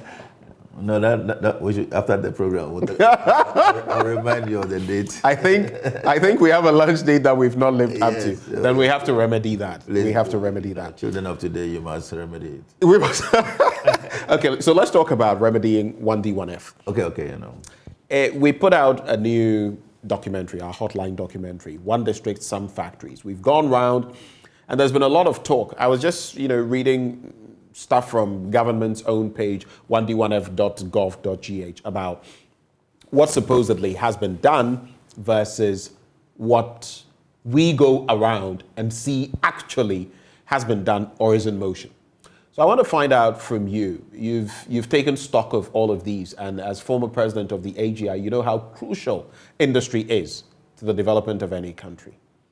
To what extent, for you, has 1D1F lived or not lived up to expectation? And if it turns out to be the latter, how do we mend the trend? Thank you very much. One district, one factory is not the factory, from ground zero. Right. The political appellation, whatever, it's fine. But it is a business, okay? Business begins from the foundation, of the vision, which the president has, very laudable visions. Because countries like Korea, China, and all of them, they are surviving and succeeding because of factories or industries, as you may want to choose them. But the issue from the 1DF is from the foundation, from that vision. Okay. It's from the foundation, the structure of the 1DF. See, government has no business setting up factories and running them from ground zero. They don't have any business because it's not their vision, it's not their business. Business is run by private sector people who understand that business and control it. Two, one of the major problems we have in Ghana today, we keep on saying every day nobody's listening, is the shareholding of the facilities of the industries. Who own those factories? Who puts money into it? If you put money into something, you want a return on investment, you make sure that it runs. You are committed to it. You are committed to it. So in all over the world, the structure that work, which is equity or shareholding, which you see all over the world, like Malaysia, AGS, Malaysia, India, and all of them that we've been through, Israel, it's always that. You see, are there beautiful buildings as we've seen them, there are machines in there, so why the production and the marketing not working? Those are the issues. And it goes back, who get the return on investment, after the investment. So the basic problem, in this country, which we need to address in everything, is the foundation. Factories are factories. They are big factories, when you go around. I see many of them every day. But number two, when you go to the shops, there are many things that are being brought to Ghana today. Those are things that are manufactured in other factories and imported into our country. So market is key. Now, if you look at the African Continental Trade Agreement, these factories should not be suffering, because when I was a year president, one of the things that we did was that we opened the West African market. I can tell you what we do was that we go to Burkina Faso, Liberia, whatever it is, to be able to market made in Ghana products. The most successful, at that time. You know what that reminds me of? Yeah. Is it Panafest also? Yes, Panafest. Remember the trade fair? Yes. And those days when you would have a lot of these. I brought AT&T. All of that stuff, and that is part of the woes we are facing. The market is so big. One of the most interesting things that I treasure myself, and I was very happy about, is one of the trips we did to Burkina Faso, to be able to, allay made Ghana products. We got a lot of goods, plastic, Coca-Cola, and all of them. And then we even got motorbikes, police motorbike, we went all the way to the border, Wow. And we put a banner on the vehicles, so Ghana industry, so and so and so and so. When we arrived at the border of Burkina Faso, it was so interesting that they opened the floodgate, and within half an hour, Afriyie Acquah sold 4 containers of the Afriyie Acquah products, the Pinot soup. Within half an hour, it all went out. All the plastic goods, people have to restock because of the way we did. And then so I went back collecting things from the manufacturer to thank the custom officers, at the border. You see, the huge market within the West African market, 250 million, people. The why we need to find out. Is it a factory to be able to produce, to sell and make money? Or is it a party to be able to do political party when they're out of power, whatever it is? Those are the issues which sometimes I don't buy all my life. You see, look, we always have problems, but we must always retool to go for them. You see, the factories are there. The president has a great vision, but who is implementing and seeing the vision of that factory? When you look at, and I was just again looking at the purpose of 1D, 1F, the president's brainchild, we're told when you go to 1d1f.gov.gh, it was supposed to help mitigate the situation of importing so much and also exporting our products in raw form without much processing, and also to create employment. You spoke about the fact that these must largely be done in consonance with the private sector. In other words, unleash the private sector, but you give them the backing that they need, which is what the project is all about anyway. In some instances, so you would know that in some instances we have set up some factories from scratch. But in many instances, it has been already extant factories that have been aided. It would appear from what you're saying that they should be doing the right thing, but it appears that there still are so many problems. The system is hobbled, and clearly, palpably, we're not getting the results because it was supposed to impact especially youth unemployment. I'm not saying it. That was one of the goals of the project. Have we seen that? It was supposed to create a situation where we import less and export more, and not just in raw form. Are we seeing that? Those are the questions. So if they are speaking the same language that you are speaking, why are we not getting the results? Ben, if you want to start a business and the government say come and collect money, and by the structure of the 1D1, the government is not taking equity or shareholding in the company. Right. Government is giving money or loans to companies back to the Ghana Exim or the facilities. So somebody go and collect $10 million or $20 million, whatever it is, and it's supposed to do A, B, and C. So he collects it, and the A, B, and C vanishes. You will know within 3 months what that is happening. Some of the risk people behind this issue, they quickly go look at it and said, the reason why the funding was given to you was not being implemented, so they withdraw back. You see, everything in this country, please, please, please, please, whoever is listening, from the problem you're having today, whatever, it's all about equity. You know what? You see, when you go to South Africa, one of the things that they've done, they went and learned from the Malaysians and the Singaporeans. That says that, you know, the NIDA, the Denmark, they have 3 tier. Ben had 33%, the manufacturer, the expertise who comes to have 33%, and also you, the company. And Malaysia had a problem addressing the politics. After 5 years, you should bring the expertise and then, you know, build the factory capacity to a certain standard, run it very well, and then you exit and you establish another one. It's a learning process. The major problem we are facing in this country is the structure of the 1D1 factories. So that they are so huge, you know, that when you go in there, you know, it's a very small machine, you know, and then a huge building. So debt begins already. Right. You know, debt begins already. And a lot of them, agriculture, the company itself is producing the farm, 2,000-3,000 acres of farm. That's another whole major problem. You see, majority of the product that we see, especially I'm into technology, Ben, they do not manufacture their own product. They are contract manufacturers. You know, these factories, if you turn them back to a new policy, they're fine. They are built, we need to get benefit out of it. And if you look at the government is the biggest buyer for so many things. Why is government or the parochial not buying from this factory? We need to do, the reason I'm sure for the president is that, as you said, like Dr. Hassan was saying, need to be able to invigorate and get, you know, students or communities that are trained to remain within their communities, which is some Indian and Chinese have done, so that they don't migrate to the city to populate the city. If you look at the government statistics migration report, you know, of recent, most people are migrating from their communities to Accra, you know, because of jobs, because of good living, but they're not remaining within their communities. I believe this is one of the things that the president wanted, this one factory, one free SHS, one of them, so that the community can grow and succeed. Now you have so many investors, you know, in the you know, communities, as Dr. Asai is saying, but we are not even tapping knowledge or employing people or getting consultants from those to support the industries. So we need to go back, you know, as to continuation. Another thing, like I hear Dr. Asai, I don't see where factory got to the constitution change or government change. Now, don't forget, within the AGI group, we have a lot of foreign companies here, Interplus and all of them, for many, many, many years that they're succeeding. Why are they succeeding? And the new one that we are setting up are not succeeding. We need to query that.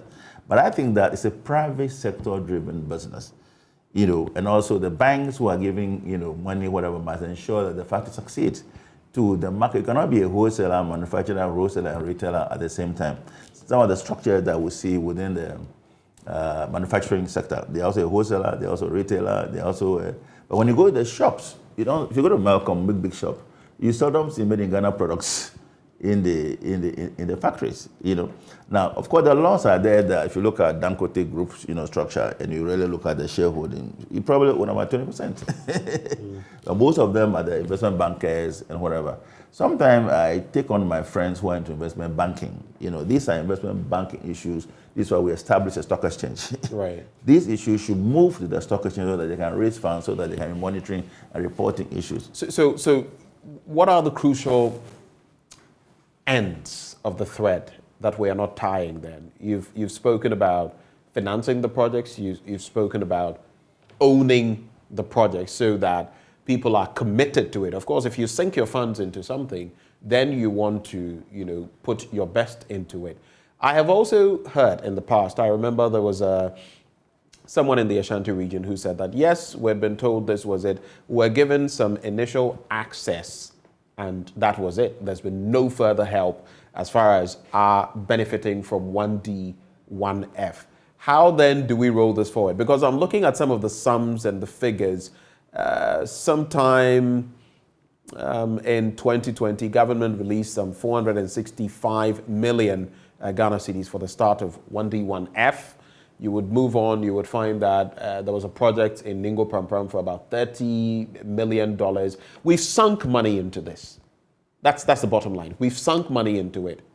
And like many other projects across different administrations, we put money into something, we don't get back the value that we wanted from the money. So it becomes debt, it becomes abundant entities, it becomes another albatross around our necks, and we end up at the IMF like we have now. So between now and the end of this administration's tenure in 2024, and I say that because no one can guarantee what will happen in the elections, and whether even if within this administration, if one of them were to take over as president, whether that person would even continue with that drive as this administration maybe has started it. So what measures should we put in place between now and 2024 to bring some sanity into 1D1F? Look, this is my opinion. I've always said it. See, most of us today who have succeeded where I'm brought here today is because we started life with no small way. Nobody thought we'll be here where we are. You see, there's no problem with this country, whether it's IMF or whatever. A lot of the issues that are happening today, when we're young, we did most of those issues, like telecom, like technology, our policy, which we followed up. You see, look, there are so many case studies in this world. To me, I don't blame president. I don't blame anyone. I blame parliament.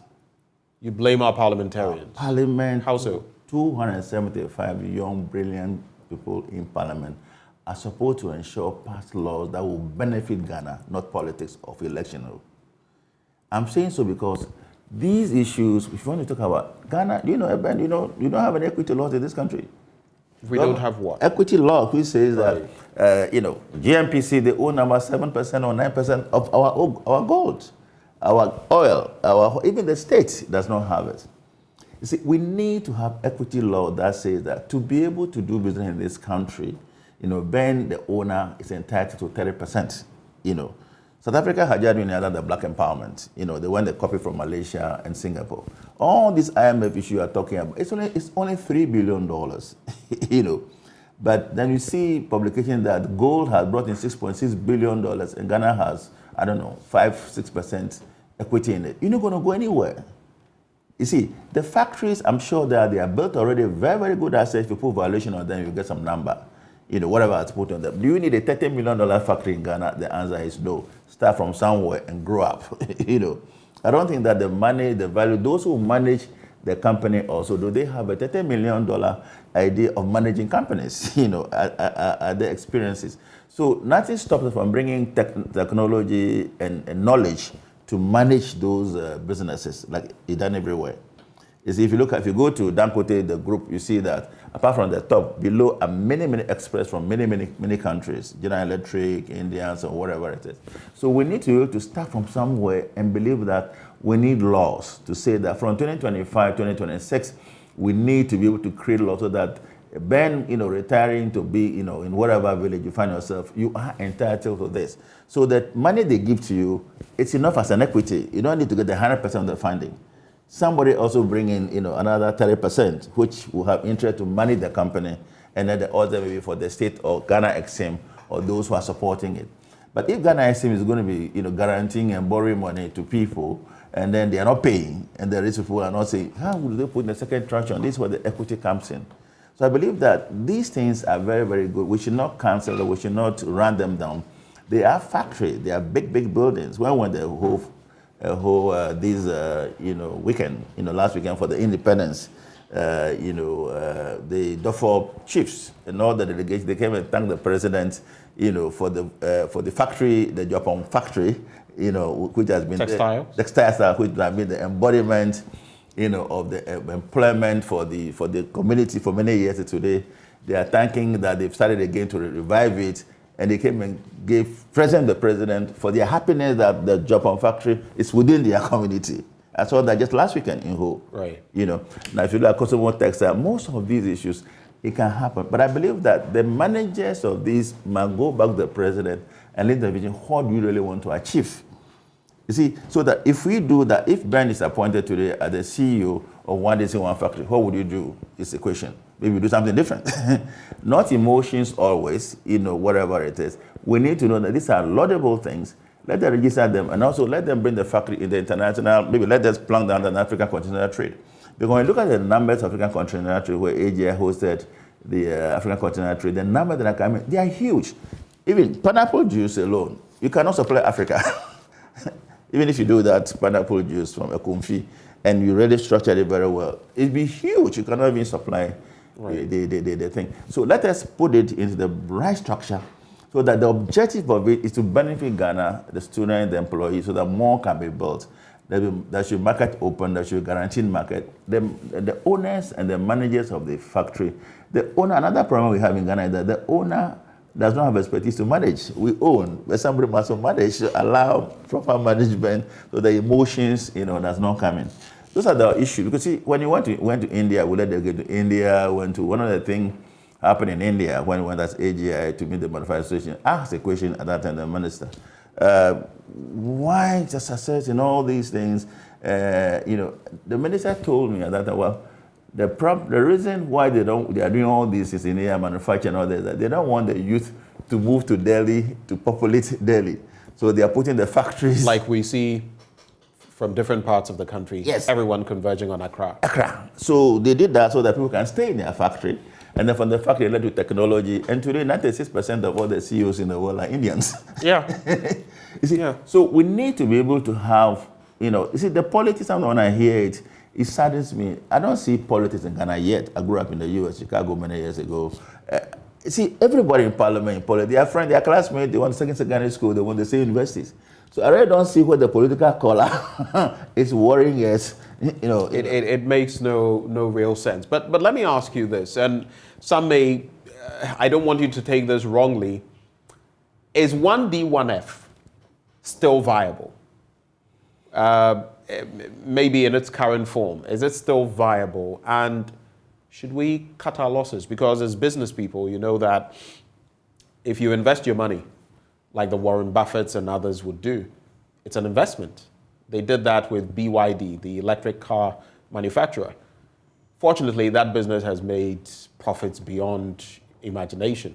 And I think from a $200-300 million investment, they've made about 10 billion out of that over time, over 10 years. But in this instance, we've sunk so much into 1D1F. What we've got back, we cannot quantify because everything is in patches, bits, and pieces. As a country, if this were a business, and it is on a much bigger scale, should we cut our losses or should we keep pumping money into a venture that really, you can talk about the Akumfi factory. The watermelon factory in Wale Wale hasn't taken off. In Sabelugu, when it comes to rice production and all of that, look at our importation of rice. It's still up there. So if it's not achieving its ends and purposes, what do we do? Do we continue making it a flagship? You talk about BYD. How the Warren Buffett sitting in the US, knows about BYD way in some village in China. If you look at Adidas, you look at all these companies, they are village factories, man. They are village factories when you go and look at them. Samsung is a village factory. Foxconn, who that produces iPhone and all the computers. You know iPhone does not have a factory? Do you know that Dell and Samsung don't have factories? You mean Apple? They don't have factories. But they do have factories across the world. They don't. They have contract manufacturers. That's the point I'm making. In China, I remember the Irish issue. Yes, so they may not necessarily produce out of, but they have outlets. So BYD or they went there and invested in that company, which I'm talking about the laws. So if these laws are passed, and a BYD, Warren Buffett, those are investment, knows that when I come to Ghana, like South Africa has done with the Black Empowerment, Black Empowerment owns MTN and all those issues because of that structure. And they know that if you come to Ghana, they don't come here, they send money, You know, they look at the projection, they look at the forecast for the next 10 years, and the valuation and whatever, and they send money through an investment bank, whichever bank, data bank, or whatever it is, and the thing happens. We need to go back to the drawing table. It's not working. Let us learn. Let's get a delegation to go to China, Malaysia, and Singapore, like everybody does, and then learn how is this happening. You see, the most important thing is that, well, you know, NDC in power, so I own the factory, NPP come, you know, as a policy. I don't think we need to be talking those languages right now. The benefit of the country to surpass, you know, whatever our interest is. You know, I've been this kind for many. I've seen so many. I say we manage. Look, when we do conferences, most of the, if you look at the community we see today, the foreigners, you know, in this country, who owns in about 25,000. They own about 75% of the economy. Why is it working? It's all, most of them also borrow money from Ghana, you know. Right. You know, but use the different, instead of getting cash, they get LCs for 3 years, standby LCs, and all, but we take cash. So I think the formation of the issue, Parliament, I think, should spend time, I keep on saying every day, to be able to come up with what is it that is not working. What are the foreigners want to do? What are the, you know, Morgan Stanley and those companies want to do to give, feel the country have a lot of cash so that we can borrow to other people to resolve all the 3 billion. The factory, when you put all of them together, Ben, and you put the valuation, this huge, you know, if you put all the 104, whatever the claim they will, the valuation of the building, the site, the land, you have a lot of value from them. We are looking at what's not coming out of it. We talk about the sugar factory in whatever, Commander, and all those politics, the amount of money that goes through them. So we need to go back to how factories are run. President says that I want to be able to do this to be able to employ people and empower the communities. Let's go back to that drawing board. Okay, so is he achieving? Why is he not achieving it? Who are the owners of the current? Should we buy them out? Those who own the current businesses. If they're not performing, let's buy them out, you know, and then bring others who can push it. Are there any barriers politically that cannot be done? Let's remove those barriers. Because you're not going to break down the factories, you know, they are there. You see, so when you travel this whole country, you see them every day. But I think that the idea, and there is people when they come in, you know, and they realize that they think you're not limited to objective. And people, look, it's not an easy thing to run a factory and also have 2,000-3,000 acres of farm, you know, bed to, you know, produce and then feed that. Right. I mean, different facets of the chain. It will be difficult. Yes. You can be specific. You can focus on one end. Yes. And perfect that. Yes. So when you go to, I mean, there are other entities though that have been able to master. You look at, I don't want to mention brands, but there's this American juice producing brand, for example. They grow the grapes and all of that. It's farmer owned, and they produce the thing into fruit juice and all of that. But it's not every entity that can do that. Which brings me to my maybe final question to you. Agriculture. Mm-hmm. We have heard a lot of those who are, and it's interesting because while we talk about 1D, 1F, which this administration touted, those who are hoping to take over are also talking agric. We've heard Dr. Afriyie Acquah mention the former agric minister. We've heard this morning I engaged Kojo Poku, an energy analyst who also wants to be flag bearer of the MPP. Everyone is talking agric. Yet somehow, when we're in power, we don't know how to harness the power, raw power of agriculture. How does that feed into the 1D, 1F project? And how can we basically maximize the potential of agriculture when it comes to 1D, 1F? That will be my final question to you. Ben, many years ago, I used to have the biggest farm in Ghana, biggest as a young person. What were you farming? Mankwaje, pineapples and Mankwaje farms and all of that. We tried it, we did it. Look, what is agriculture? Agriculture is a farm. You know, you can call this professorial thing of agriculture, whatever it is. It's a farm. Those who succeed in farming are those who are in the villages and do farming on a yearly basis. See, if you want to go to farm, there must be markets, there must be structures. You see, look, the reason why all this agriculture, I had the Minister of Agriculture from my friend saying 1,000, so 1 million benefited from it. So if they benefited from it, where is the output? Right. You see, agriculture is farming. When you go to Arkansas and all of them, you are a farmer. Walmart gives you the money. You plant on 5th March. You harvest on August 5th. On August 5th, Walmart come and harvest their products, and then they go. They give you 20 years contract to buy your produce. You go to Riceland Rice, same thing. Riceland Rice is the biggest rice, you know, in the world. but they don't have a farm. Tyson Food is the biggest poultry farm. They don't have farm. They have contract farms where they support people who produce the farm under certain, conditions, specifications. Yeah, so you meet them. Yes, they give it to you on this date. This day must be ready. They come collect their whatever you call it, their poultry, and whatever it goes to their market. You see, there's all about strategy. You see, one of the universities, they talk about all this. Are they building those structures?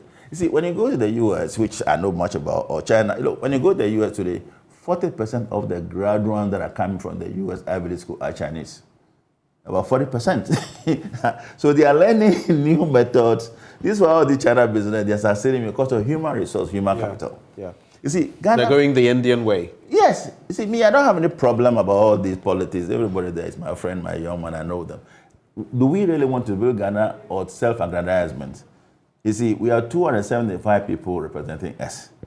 Let us make sure that they get together and bring policy and laws that will govern this country so that we can go on, divide or whatever. We don't need to amend the constitution, if we know that, how was Joy FM set up? You see, so basically my view in all this, 8 years, they've talked, they present paper, Ghana National Chamber of Commerce. Look, we established GUTA many years ago. The Boston Guy Boys, those days, before Dufour came, there were a lot of, rowdiness, so and so and so. So we approach and organize it to Ghana Union Trade Association. They are the biggest trade in this country. They have 1.5 million members. All the shops are in that group. The goal was that after they generate equity, they go into manufacturing and also, but today they still go to China. The Chinese have seen, how so they all came to Ghana and they penetrated in that market, and there's a fight now. So we need, seriously, anywhere you go, it's Congress or whatever they talk about. I don't think we need to be blaming the presidents. Seriously, I don't think we need to be the president. We need to go back to our parliament and hold them responsible and accountable for what is not going right in Ghana. Why do we need to go and borrow $3 billion? Why do we need to do this? Why do we need to do it? There are brilliant guys in there. I can give you names in that parliament there who are sharp guys who can do so many things. But parliament doesn't execute when it comes to these factories. It's the executive. No. It's the brainchild of the executive, yes, and they make the laws. They will facilitate the process, but they don't execute. It is the executive that executes. Also pretend execution is in a parliament. They have a watchdog role. No. You see, we are belittling in a way, but we are belittling the role of parliament. And also, let's face it, Doc. Yeah. In reality, even parliamentarians have come into the studio and made mention of it. In reality, we know that the executive is overweening. It superimposes over Parliament. So, in reality, they may not be the rubber stamp that we have said in the past, but their powers are growing. Limited. Have grown. Many people are growing. So, who is the executive in this context? You talking about the president? President is only one person. The president, his vice, the ministers. So, you have executive, the judiciary, the parliament, and the president. That makes the executive, as far as we know by the constitution, is it not? You see, so stop talking about the president. I'm a visionary. I said I'll build this. But I made mention of the executive, not the president. Yeah, so the executive includes parliament, where we are represented. 275 countries. This way we are there at the parliament.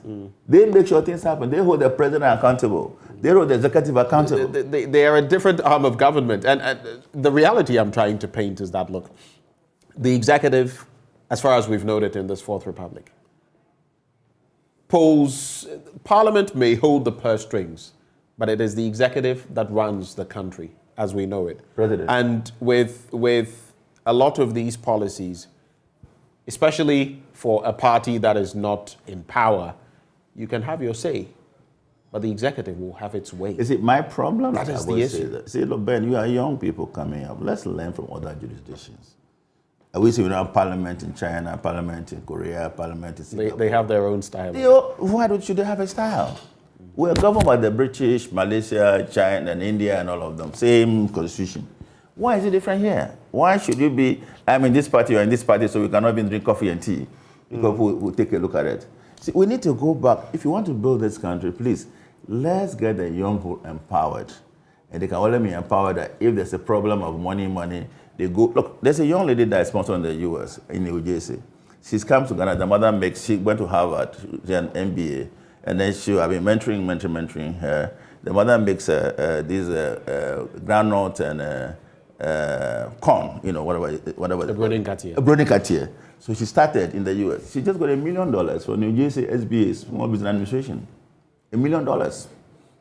For a Bronin Cartier? Yes, Bronin Cartier. She bring it from, I think, Abuabo. She got $1 million. She got into Walmart. She got into, all the big shops. She still works at the State Education in New Jersey. You see, there are lots. So the potential is there. I have my sister, when you go to Hartford, there's a Ghanaian one that's a huge shop there. She buys everything from. There's a lot of potentials. Well, we have the potential, but how to harness it is the key. The issue. Thank you so much, Dr. Klugerson, for having joined the conversation. Dr. Prince Kofi Klugerson is a former president of the Association of Ghana Industries. But we have a whole lot coming your way.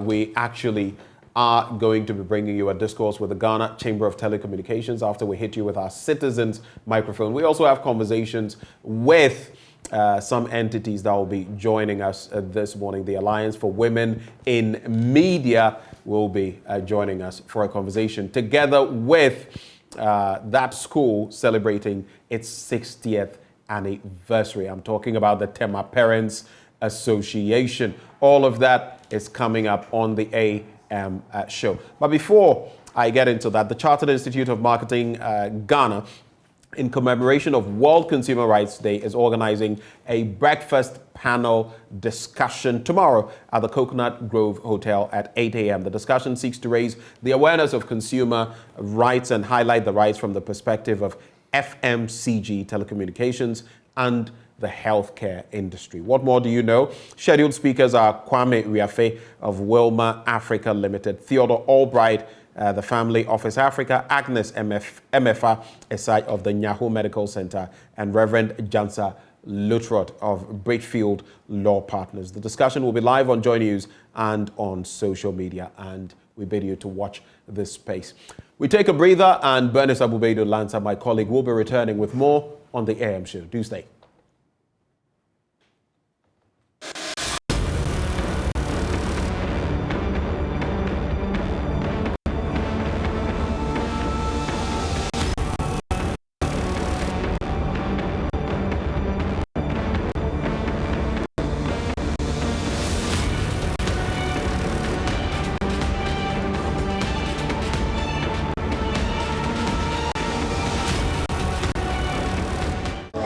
Good morning. Today I'm coming to you from the Obra Sport, where we are sampling thoughts, views, reactions to our latest hotline documentary, One District, Some Factories.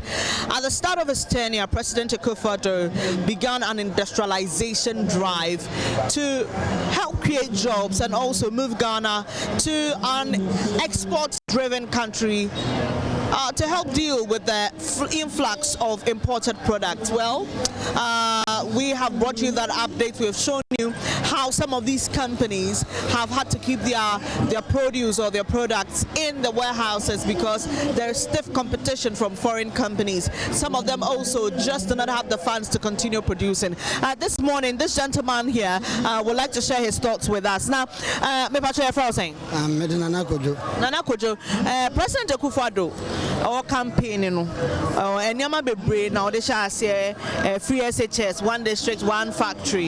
Ya buy any day hu say factories ni bi yesisi bi nso na e wo hode da no mo musika se na ya omo be expanding ade na one district, one factory ne then na oni mfa ho e na expectation na wo no we hu say abema na kakra me kan say me de hu say mfitiase no or started so ye by sana or the dada or started your man getting o se ti ade me hu hwe o se wato na adwe mo se why dey na metuma ka fa hone. Now one district, one factory no te no how did you feel about it? Me te ne dey na me say me mpate ma me wo dey beba so na bia metuma metuma nya akonja bi wo ho by store hefa na wo free na eden na wo ho anka na wo susu senka bia ye besi factory bia ebe ye ho adwuma e bia wo nso betumi anya adwuma maybe I know one day maybe no buy say one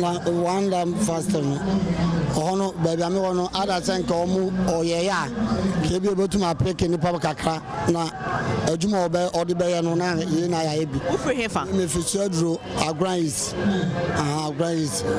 so this gentleman tells me he's from Suedro, and he personally believes that when the president began, the drive was there, but he's not seen anything. Now he was hoping that at least there would have been a factory in the districts where he comes from, and then you could go back to do some work. But onwunesa inti sisiano ejuma we awuye and kawunya factory bi and kawuye ejuma we ni beje ho membom de nanado invitiation no bande na me de pa kasa no kenana tausum obi anim say oba or penny so penny kasa obi abegina di sa kwala bi kasa obege so we onye hwe penny de adwen woni tirim de na menim say me ma family de menim say nanado ba me yafu and this by nanado 2016 no the campaign ado ye na de tomadwe mu ntema me change me to man say in case oba it's no can tasum obese ntina me say oba me ho boto me ana business na ade no me ma ya fa no na me say oba obema asan kofem by mommy nipa do ho aka no recommend that omia oba ne de me kem no prepare dia enye kra enye ma ya fa no ebia president onon de enye abako nkakra na obi ade to onon de ende times be 10 no buy no kwa no nkasa nkako kakra office ana obi so ba na nkako kakra onon de ende buy no say 1 cedi say ba 5 cedi so 5 cedi say 10 cedi wow until na do de media. So this gentleman is saying that he used to be an NDC supporter, but in 2016 he decided to vote for President Akufo-Addo because his campaign messages made sense to him. But he says, honestly speaking, he hasn't seen anything since the president took over. He also alludes to his age and says that in our local setting, when someone is old and tells you something, the belief is that they're going to honor that, but he didn't see any of that. He's also complaining about the prices of wares that he has to go pick to come and sell, and says that it's been such an astronomical rise. He admits that things increase over time, but this has been such a sudden one and it's difficult for them. Yeah, that's so let's try and find some other people and see what they're willing to share with us on our latest hotline documentary, One District, Some Factories. Basically, I was thinking it's going to be something that will help the community for the youth there not moving to Accra. But what so far I've heard about it doesn't even make sense. Just yesterday, I was listening to a news, then I heard that even people that have their factory already, that the government invested money in, rather they are collapsing those businesses. Rather the money is not coming, they are not able to pay workers. So this One District, One Factory didn't help. The idea about it, as we all intend to know that it's going to help the community to boost the young people, they're not moving to Accra. It didn't help. So they are just wasting our money. It was no plan. That's how I see it. It was no plan. There was no plan that this is what we are going to do to help the district or the villages. It's just that it was something that was said through their manifesto, so they failed to do it. But it was something just not planned. That's what I can say about that. For you as a young Ghanaian, you see, like you just spoke about it, perfect idea, but poor execution.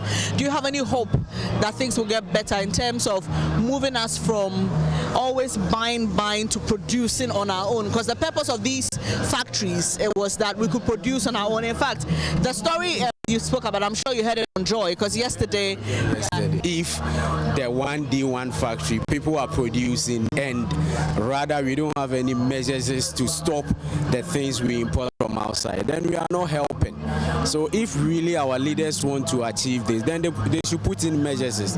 Because if at the end of the day people produce in the country and they cannot sell the product, or there are cheap products in the market competing against them, then we are not helping. The only thing I would say is just our leaders should be serious about it. It can be done. You know, we buy One District, One one factory no me dey minimum won say a district biara na municipal bia benya factory bia say produce niema o mu produce o hono no metimi e dey akọ hono ma beboa mansin ni district no ne minimum. Now since Aban take you over no when who say sad districts no e bia wo free see factory bi o ho ana.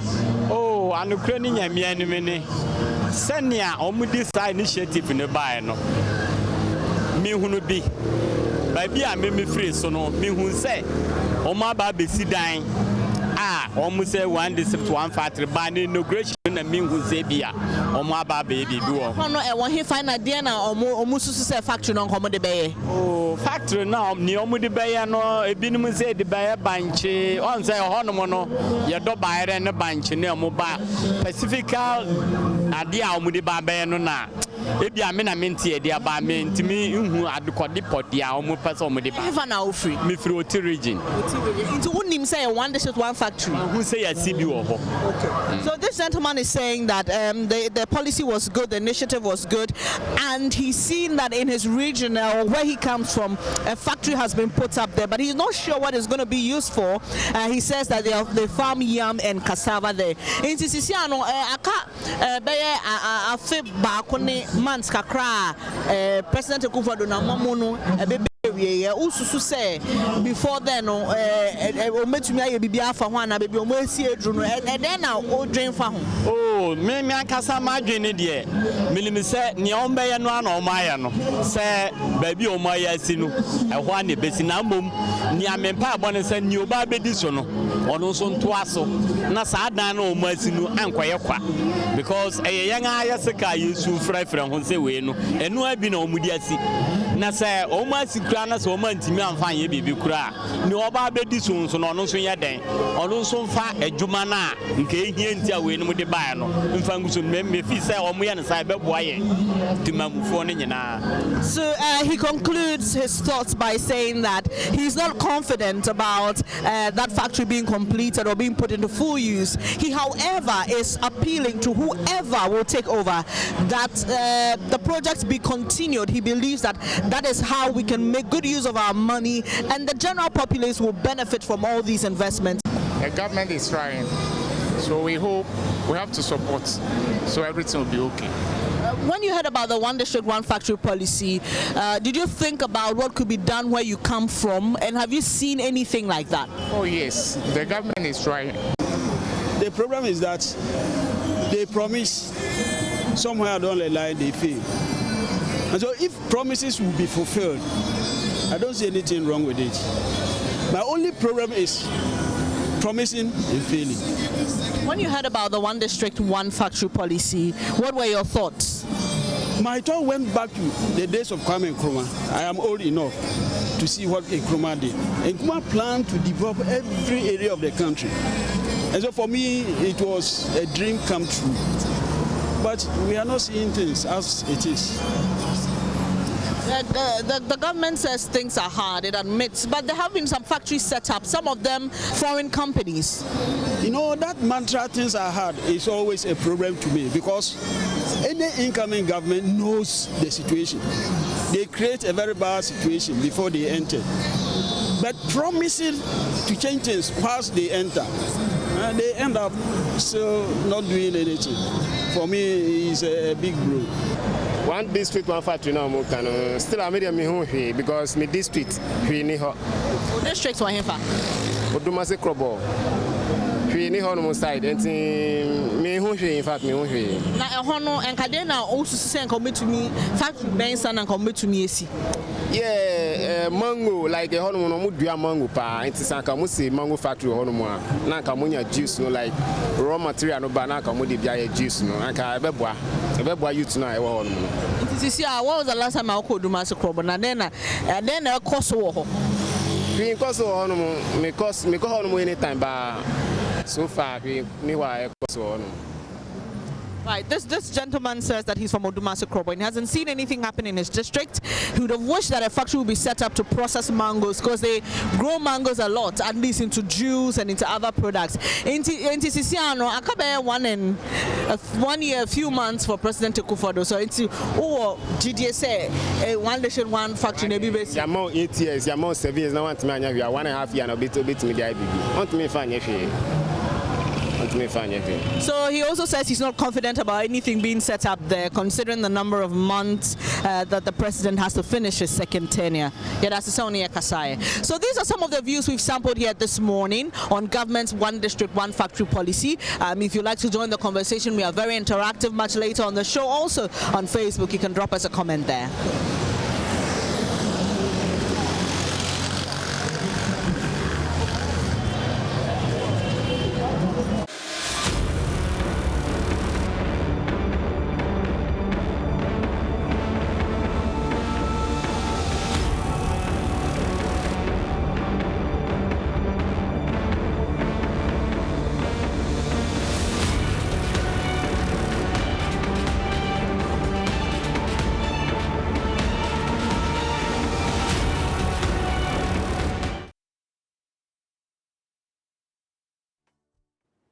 Oh yes, we look forward to seeing you there. So it's interesting, isn't it? We're 66 years as a country, 1957, and guess what? The Tema Parents Association School going all the way back to what, 1963?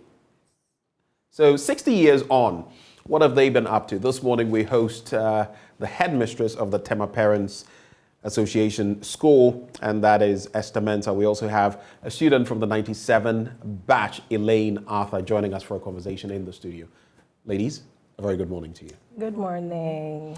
So let's start from the very start. Tema Parents Association School, 60 years this year. That's a long time. Yes. What can you tell us about how it all started and how far it's going, how well it is going? Thank you very much. It all started when the Tema Township was being constructed. That a lot of the expatriates who had come to help with the construction of the Tema Township were seeking for a good place to educate their children. Okay. And when they couldn't find any, they decided to come together and then establish a school. So that's how it all started.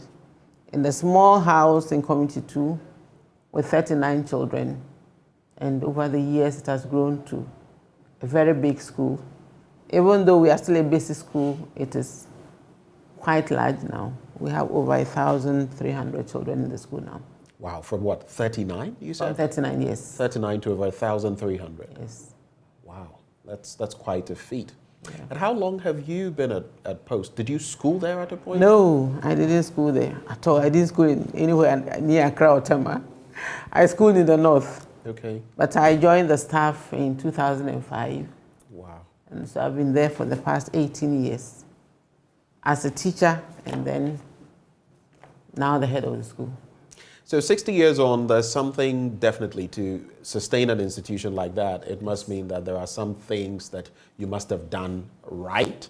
And for Elaine to have been there, graduating in 1997, it means you've kept certain systems running, though Sure. You say you came in 2005. Yeah. What do you feel has kept Tema Parents Association going? The commitment of the teachers, the discipline, and also the commitment, the trust the parents have in the school. That is what has kept us going. And we seek to educate the child holistically. Okay. So we give them everything, not just follow the Ghana Education Service curriculum, but we try to blend the foreign curriculum as well. So we train the children to be able to fit in society wherever they find themselves. And majority of them travel abroad over the times during the long vacation. So they need something more than just the normal Ghana Education Service curriculum to be able to fit in wherever they find themselves. So you give them that broader view? We give them a broader view, yes. Before we come and talk about some of the projects, and Elaine would come in there, but before we do that, the anniversary is upon us, basically. Yes. Tell us a bit about that. What are the timelines and what exactly are you going to be doing? We want to do a lot of things. It spans between now and August 5th, as you saw in the jingle that was played earlier on. So we'll do the launching on Friday, the 17th of March. We'll go on the float and tell Tema Township that we are still there. Because we are the school and we'll forever remain the school. And then on 1st April, we have a fun fair. We want children from other schools with our children to come and have fun. Okay. So after that, we have a career day. And we are inviting a group of people to come and talk to our children on the various career choices that they have. Okay. Yes, that they are open to. That will help them prepare themselves very well to know that, yeah, this is what I'm aiming at doing. I start preparing myself very well from a very early age. Then 15th May is the actual birthday of the school. Okay. So that day we have a cultural day and a food bazaar. And also have a baby grandma coming to put up a play, yes, on dance ensemble. Amatedu's book, The Dilemma of a Ghost, because that's the book that the students are using for literature. So that is one of is a major thing that we'll do. After that, we'll have the donation to a deprived school in Tama. We're trying to locate a school, not schools because we don't have much now, but we are trying to locate a school in Tama where we can donate some furniture because we have spotted a few schools who do not have furniture at all. And so and that tends to be a problem that we have in many parts of the country. Even in Accra, it tends to be much better. If you go to other places, it's worse. It's a very sad situation. They sleep on the floor to learn. My village is an example. Yeah. Recently, we went to the Pandai district and got some action from the I schooled in Pandai. Then yes. I mean, there was a deficit of about 7,000 desks, and we pushed for this, put the spotlight on that. The education minister, though, got some 5,000 desks sent there. Well, let me come to you, Elaine. Yeah. So even as we contemplate the 60th anniversary, before I get to the projects, right? What was it like schooling at Tema Parents Association? Oh, it was fun. Those days, it was the school to be, and it was more or less the Dadaba school. Has that changed? You were like, those days, it was the school No, I'm telling you what it was like during my time. I'm not sure about now, but yes, it was honestly really good. Students from other schools really wanted to be in Tema Parents. Those days, you really had to register your child at birth. In fact, when you're pregnant, wow, it was that competitive. Yes, when you're pregnant, to be able to get your child into Tema Parents. And a lot of people ended up being disappointed and taking their kids to other schools, which I won't mention now. But yes, it was fun. It was fun. Wow. And like our slogan says, our motto says, second to none. And we've always been second to none. What do you feel? I know now you guys are trying to give back to Tema Parents. Yes. But what did Tema Parents give to you? How did they shape you? I would say Tema Parents made me into the reader that I am today. I love reading. And I'll say a lot of it is due to the school that I went to. All of us used to come to school with storybooks, we're exchanging and all that. So it depends. I mean, basically it was because of the people that we used to interact with, the way the teachers taught us and all of that, and the lifelong friendships that we formed till today. I have friends, most of my best friends are people that I've known since, I'll say nursery 1, since I was 4 years old, basically. So, yes, I mean, it's giving me lifelong friendships and also specific skills to be able to go. It's impacted you very definitely, positively. it really has. Let's talk about some of the projects that you mean to roll out, right? Even as you celebrate your 60th anniversary. Right. Is it your? It's not just your year group, right? No. By and large, there are plans. What are those plans? Okay. Walk us through them. Okay, so basically my year group came together and wanted to give back to the school. In fact, we've been talking to them for a few years. Okay. And it just happens to coincide with the anniversary celebrations, but we just thought 60th anniversary, there's no better time to give back. And so we are spearheading, so we are more or less leading the charge. But then, of course, we've called on other year groups to support us because, I mean, the particular project we want to embark on, that's construction of a multi-purpose sports court. Okay. It's going to be rather cost intensive, yes, right? it's cost intensive. It will cost us in the region of 700,000 cedis. Wow. Yes, so we've started calling on some old student groups, and in fact, the response has been phenomenal. It's been phenomenal. And basically what we want to do is, like I said, construct the multi-purpose sports court so that we can have tennis, volleyball, basketball, and possibly, what was that? Lawn tennis. There's lawn tennis, basketball, volleyball, and netball. Yes, okay. all being played on the same court. So they'll be able to switch it up for the different sports. So that's what we really want to give back to the school. It will have bleachers, it will have changing rooms, an office, showers, and all of that for the students. So I notice, Esther, that you're going to have a food bazaar on the day. You're going to have a number of activities. But who and who are invited? Can anyone come through, Anyone. or is it just? And who are the dignitaries that you've invited on the day? We have invited all the old students. Okay. The parents definitely will be there. The board of directors, who happen to be parents, also be there. And it's open to the public. Okay. Yes. Whoever wants to come and enjoy with us is welcome. So D-Day, May the 15th. Yes. Any other details we should know ahead of that, in terms of the timelines and the activities that you've lined up? On the D-Day, yes, on the 15th, we expect that we will come early enough. As I mentioned, Big Grandma will be there to put up a show for the children of all ages. There's an Nancy play for the little ones from nursery to class 3. Then 4 to J3, we'll do the Darling of a Ghost.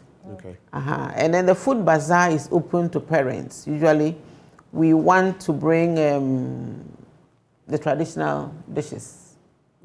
So we are locating parents from the north to give us northern meals, from the southern part, from Minzima, everywhere. We want to expose our children to eating local food. Right. So they stop eating the pizzas and the shawarmas, yes.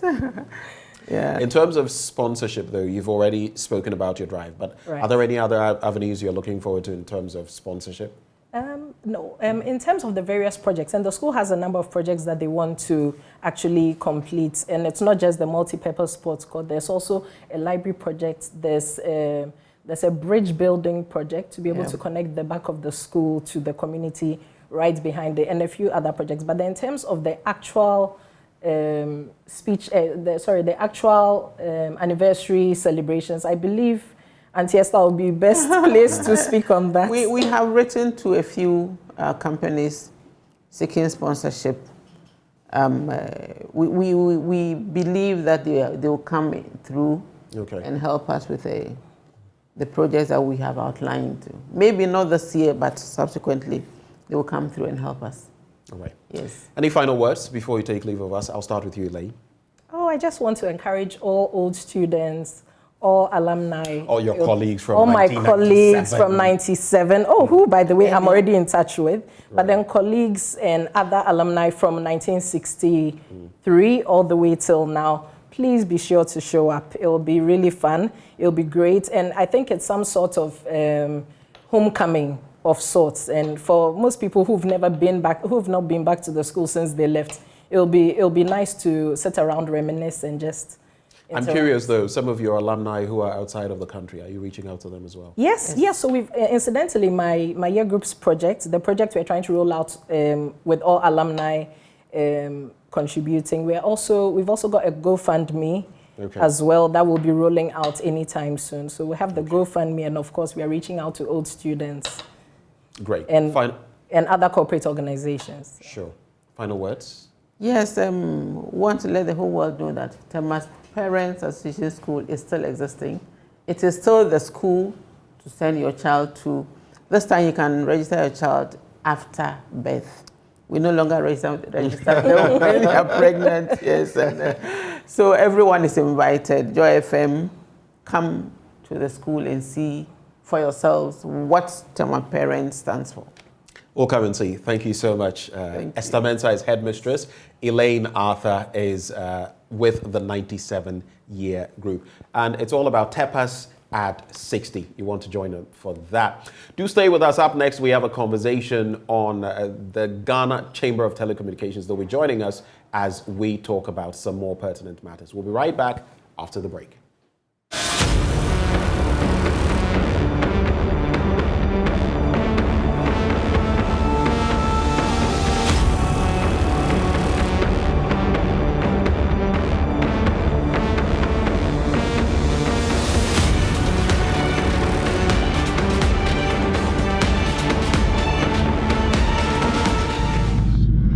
Welcome to the town of Benyin in the western region.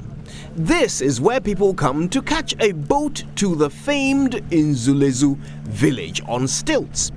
We're here to do exactly that.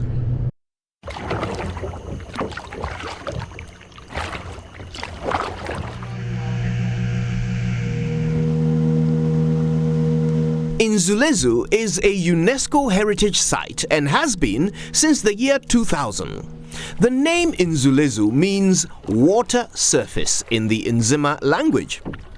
I've always wanted to know more about the lives of the 600-odd Ghanaians who are permanent residents of this magical place.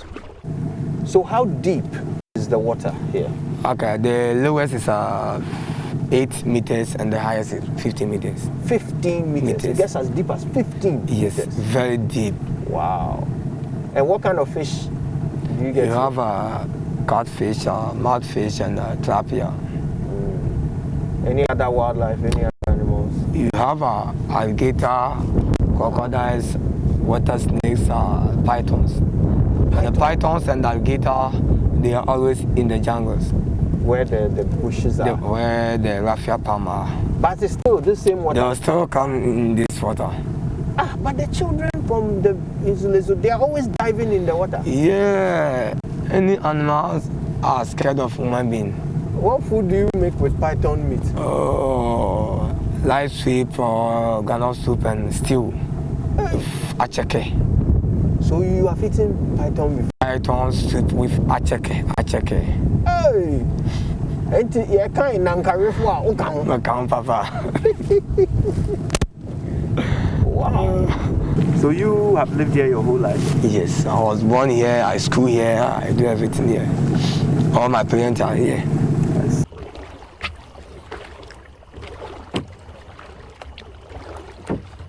For years, people have been baffled by the inexplicable strength and resilience of the structures in this village.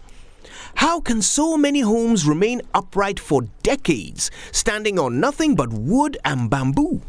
How are the pillars not suffering constant water damage? How do 600 people remain dry with millions of gallons of water just inches beneath their mattresses? The more we look around, the more we realize that the real miracle of this place is underneath it. You know, so many people have been to Nzulezu, and those who haven't still know what you will see here, a village on stilts in the water. But you know, I've been looking at these kids, these talented swimmers, and something occurred to me. One part of Nzulezu we have not seen is what is beneath. So today, I've got my friend here, Fred, who is going to lead us on a tour of the bottom of the village on stilts. Fred, are you ready? At first, it's hard to see anything. Once you get into the murky spaces beneath the wooden structures, you can hardly see the outline of your own hand in front of your face. But then, suddenly, a ray of sunlight penetrates the thickness of the dark water like a shiny white sword, bouncing off solid surfaces and illuminating them with a soft, warm glow. Now, you can see poles, a whole forest of poles, wood and bamboo, tied in some cases with rope, in other cases standing free, as far as the eye can see. evenly spaced out but unevenly arranged, each one holding up a corner or an edge of a family's house up above the dark surface of the water. It's beautiful in a smoky, haunting way, like chancing upon an underwater cocoa farm years after a flood. It does make you wonder, how long can these wooden and bamboo structures stay underwater without rotting away? I'm sure there's a lot more to see, but one can only stay so long underwater without diving equipment. Time to return to the surface. Back to the light.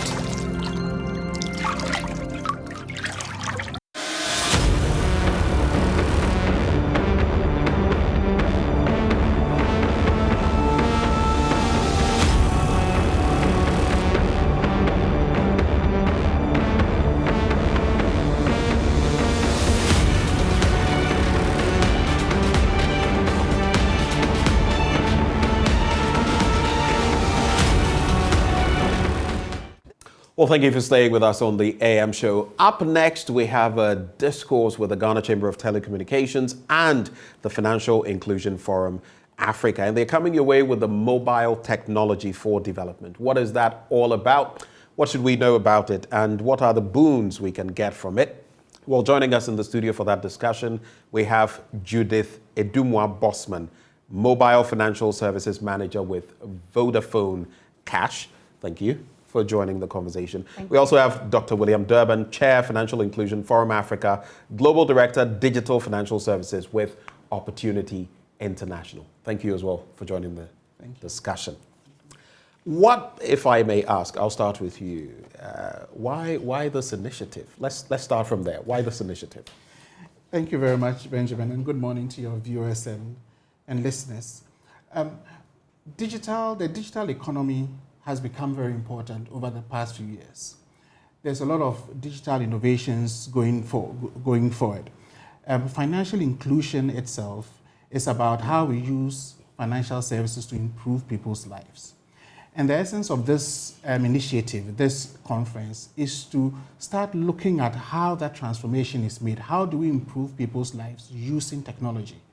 And in any country, especially on the continent in Africa, we need that transformation to take place. So this conference allows us to start discussing some of the key issues that needs to take place for that transformation to take place. And that's why we are putting it together. Judith, now that transformation, I mean, the benefits of saying the digital economy and others have been touted, for years on end. How is this going to help us harness that? All right, thank you. So the conference is going to bring together stakeholders from different aspects of the industry.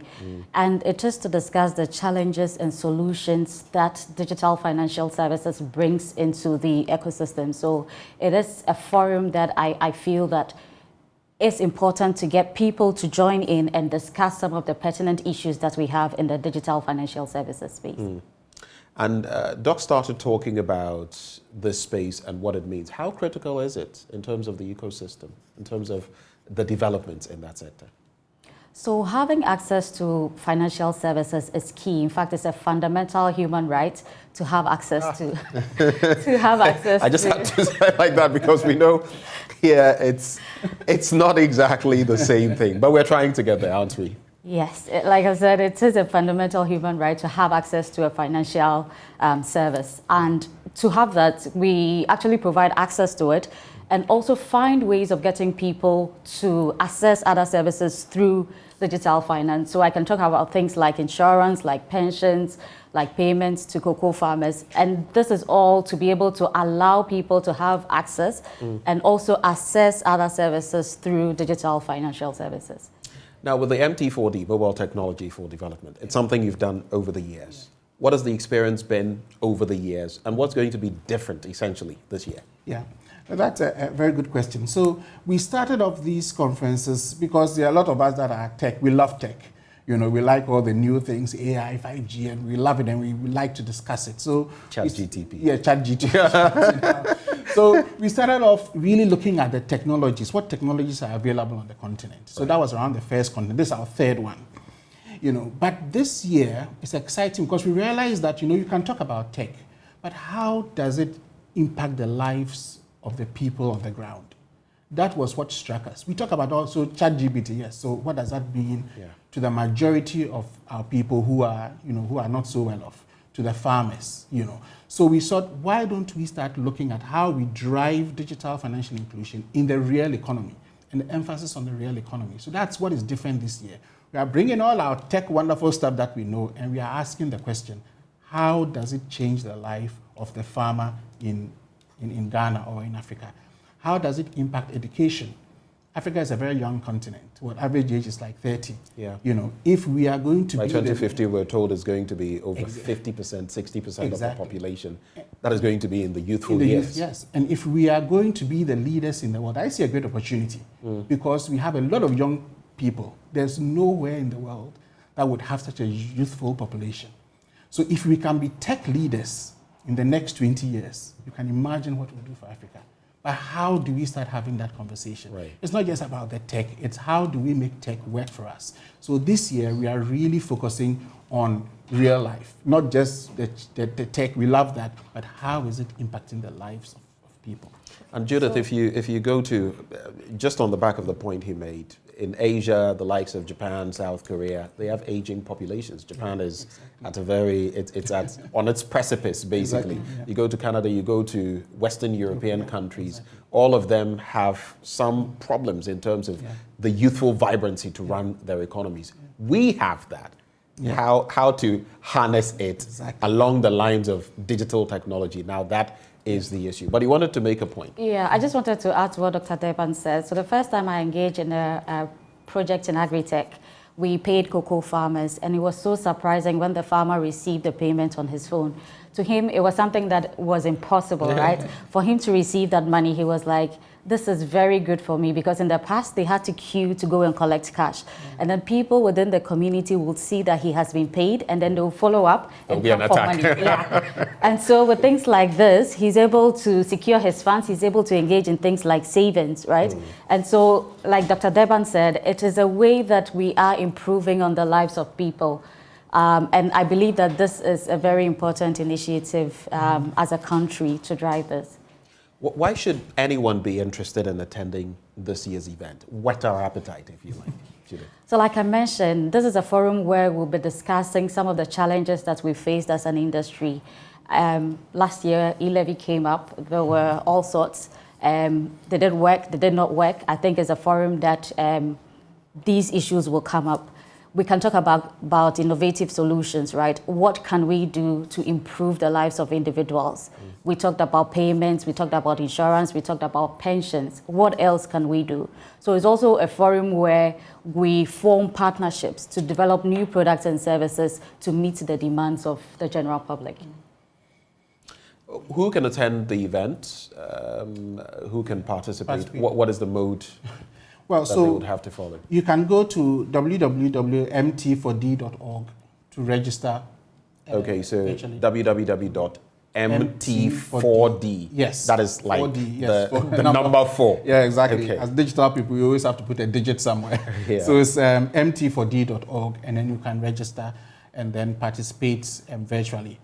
There's something for everybody. So is it purely virtual? No, we have also in person at Kempinski and also at the Accra Digital Center. Okay. But we'd encourage people to enjoy the discussions virtually because it goes global, so there'll be lots of people out there. It's free, is it? It's free. It gratis? No, it's free. But there's something for everyone. This year, we have a whole session on the agric, which we haven't done before, so you have people in the agric sector coming in, education, because we talked about young people, how are we using tech to do that? So we have some real economy sessions. We also have our tech stuff. So we have our 5Gs and STEM and how to fund setups. And we have our big projects. We have a thought leader sessions all the time. So we have a crystal ball session where we have thought leaders to come and talk about the future.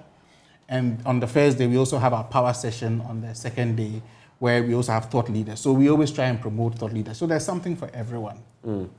How important was it for you to partner, first of all, the Ghana Chamber of Telecommunications, then the Financial Inclusion Forum Africa, and how about your sponsors? Who are those sponsoring this event, making it possible this year? So Vodafone Ghana is one of the lead sponsors for this event. For Vodafone, we are committed to driving financial inclusion. As a tech company, we believe that technology is a catalyst to driving financial inclusion. And so this is one of the reasons why we felt it was important to partner with the Telecom Chamber to sponsor this event. Yeah, we also believe that giving access to a wallet is not enough. You need to go beyond giving access to the wallet, and that's why we found this very important to partner. I mean, I must say, you've talked about the funders. We've been very fortunate to have a lot of support for all our events. And this year, we particularly thank the Bank of Ghana, who's always been there for us, Vodafone, Huawei, ZPay, MTN, Stanbic, Airtel, People's Pension Trust, IT Consortium, Opportunity International, Gibbs, and Fidelity Bank. These have been our supporters for the event. I'm curious, so what is the crucial date, once more, to take stock of? So that's the 16th, it's on the 16th and the 17th of March. 16th and 17th. Thursday and Friday, yeah. So for those who may want to get the virtual codes, whichever fora will be used, do they have to go on the website? Yes, everything is on the website. So if you go on the website, you'll be able to register and you'll get all the information that you need. All right. As I take your final words, that was actually what I was curious about. What do you mean to make of this in the coming years, this year? You say this is the third edition. This is the third edition, yeah. We can aspire to some great things this year, but in the long term, what is this going to turn out to be? How is it going to shape the same youth that we're talking about? In your final words. Yeah. I think that, we are very Africa-Ghana centered, and we believe our solutions come from ourselves. And if we don't start talking about these issues ourselves, we will never transform. The transformation won't come from outside, it will come from within. So we want to continue having these difficult discussions because we want to see that transformation beginning to take place from within. So in the long term, that's really what we want people to be emboldened. There's lots of knowledge around. People know stuff, but we don't give them the platform for them to say what it is that they know and for them to come up with the solutions that they know work. And people are doing things. So we want to always create this opportunity to learn what is already going on in the market and then see a way in which we can scale it. So it's that transformational bit that we are, Very quickly, so who are those who are going to be speaking at the event? Any that you could... so we have the Vice President speaking, and also we have the Bank of Ghana, we have the Minister for Communications and Digitization, and we've got AFTA also speaking. And then we've got people from the sponsors also speaking. I can't mention all the names, but we have a wide range. So at least Dr. Mahamudu Bawumia will be there. Lewusu Ekufo will also be there. Will be there. Right. The governor as well will be there. The governor of the Bank of Ghana. Great. For you, Judith, your final words. Like Dr. Deban said, is innovation. We have so many fintechs out there doing marvelous things, but most of us do not know about it. So this is a forum that you would hear about all the marvelous things that we are doing in the various sectors and what the future looks like when it comes to technology. So I believe this is an event that you shouldn't miss. Like Dr. Deban said, you can join the conference through www.mt4d.org. Thank you. Well, I wish you the very best as you execute this. These are some of the things that the continent needs, especially for young people. And it's always good to engage people who are spearheading such projects. Joining us for the discussion, Dr. William Durban. He is Chair, Financial Inclusion Forum Africa, also Global Director, Digital Financial Services with Opportunity International. We also had Judith Eduamwa Bosman. Did I murder your name? If I did, Adumwa. Yeah. I knew there was something in there. Judith Adumwa Bosman, Mobile Financial Services Manager with Vodafone Cash. Both of them join us for this conversation. Stay with us when we return. We'd love to hear from you as well. Today being Tuesday. We'll be right back.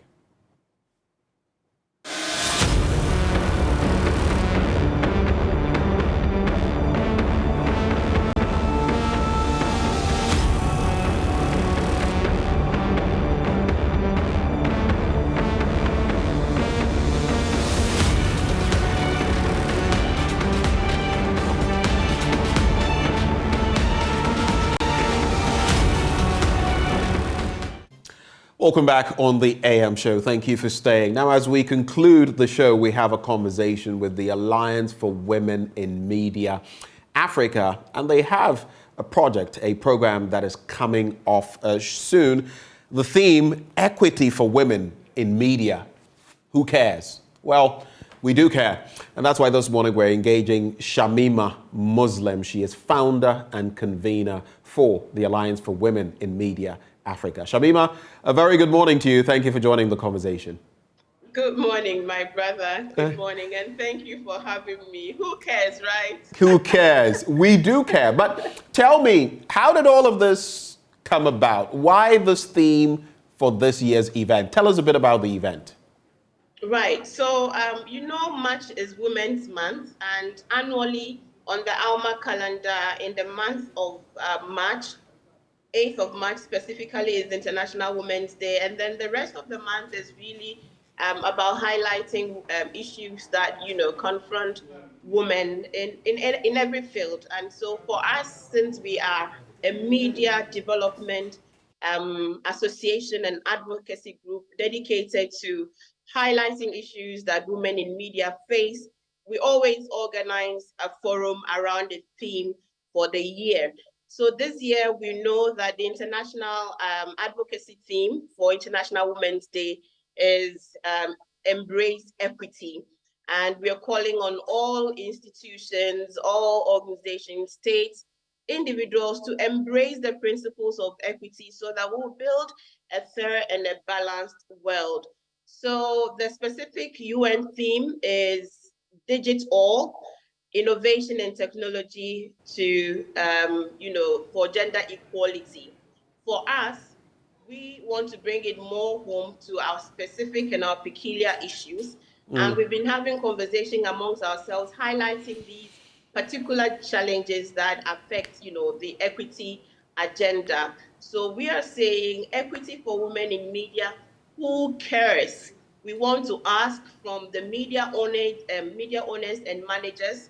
We want to ask from editors, want to ask from media development organizations. Do they really care about these issues? Because when we look at the statistics, they are really not very good enough. If you take a look at the leadership structure within the media fraternity, right, our statistics and our evidence shows that only 1% of women are in top management positions in Ghana's media. So we want to highlight these issues come Thursday. I see. And that's a stark figure. I mean, I recall in other foreign media, the talk of equal pay for equal work and the challenges that women face across the board, but even specifically in media. But I would then ask you, by the end of this, what are you hoping to achieve? And what institutions are you interacting with these institutions in the media as well, so that you can help shape their thinking along these lines? What has the engagement been like? Right. I mean, so far, every time we hold these forums, we do get participation. The challenge is how we translate these, participations into concrete policies. So if you're a media editor, if you're a leader, if you're an owner, and you agree that there is a problem, that the numbers are not balancing.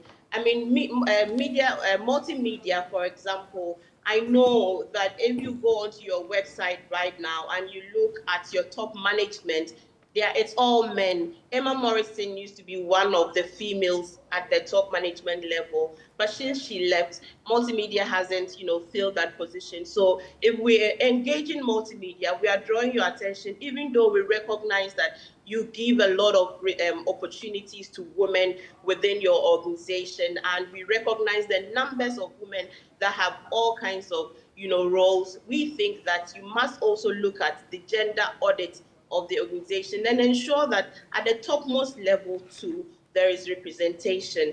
Okay, so when we have these forums, we are proceeding to continue the advocacy and to ask that please let us back our words and our commitments with action. Let us see what we can do within our organizations to meet the challenges that women face. Look, it can even be as simple as the health the health and sanitary needs of women in organizations that do not differentiate between male and female bathrooms. You know, we have a peculiar anatomy. So if the restrooms are not clean and they are unhealthy, women pick up all kinds of infections. It is also even with your maternity leave policies. Today, I was told to come on, and I said that, you know, I have 4 children I have to prepare for school. So if multimedia doesn't mind, please let me do this morning's on via Zoom. And you have agreed to it. These are some of the practical challenges that women face. And that's why sometimes we don't even get women to participate as pundits in our programs, because the timings are really not favorable at all. And so, I mean, kudos, you have agreed for me to do this via Zoom. And we are saying that do more. Look at helping women find a work-life balance, because no matter how empowered we are in the homes, we are mostly still the primary caregivers. We are taking care of the kids, we are taking care of the household, and we have to do all of these things and still come into the workplace and deliver. Right. And we are not saying that don't let women deliver, or don't hold women to higher standards. We are saying just meet them at their points of need, allow for them to have flexible schedules that would aid them to still be productive, but be able to play the other roles that society has, you know, given to them. Shamima, we're grateful for your time. Time is fleeting. Can I give the details of the event? Yes, you can go right ahead to that. It's Thursday at the Media Center of MTN House, which their headquarters at Rage. From 1 to 2:30, we have a mentorship session.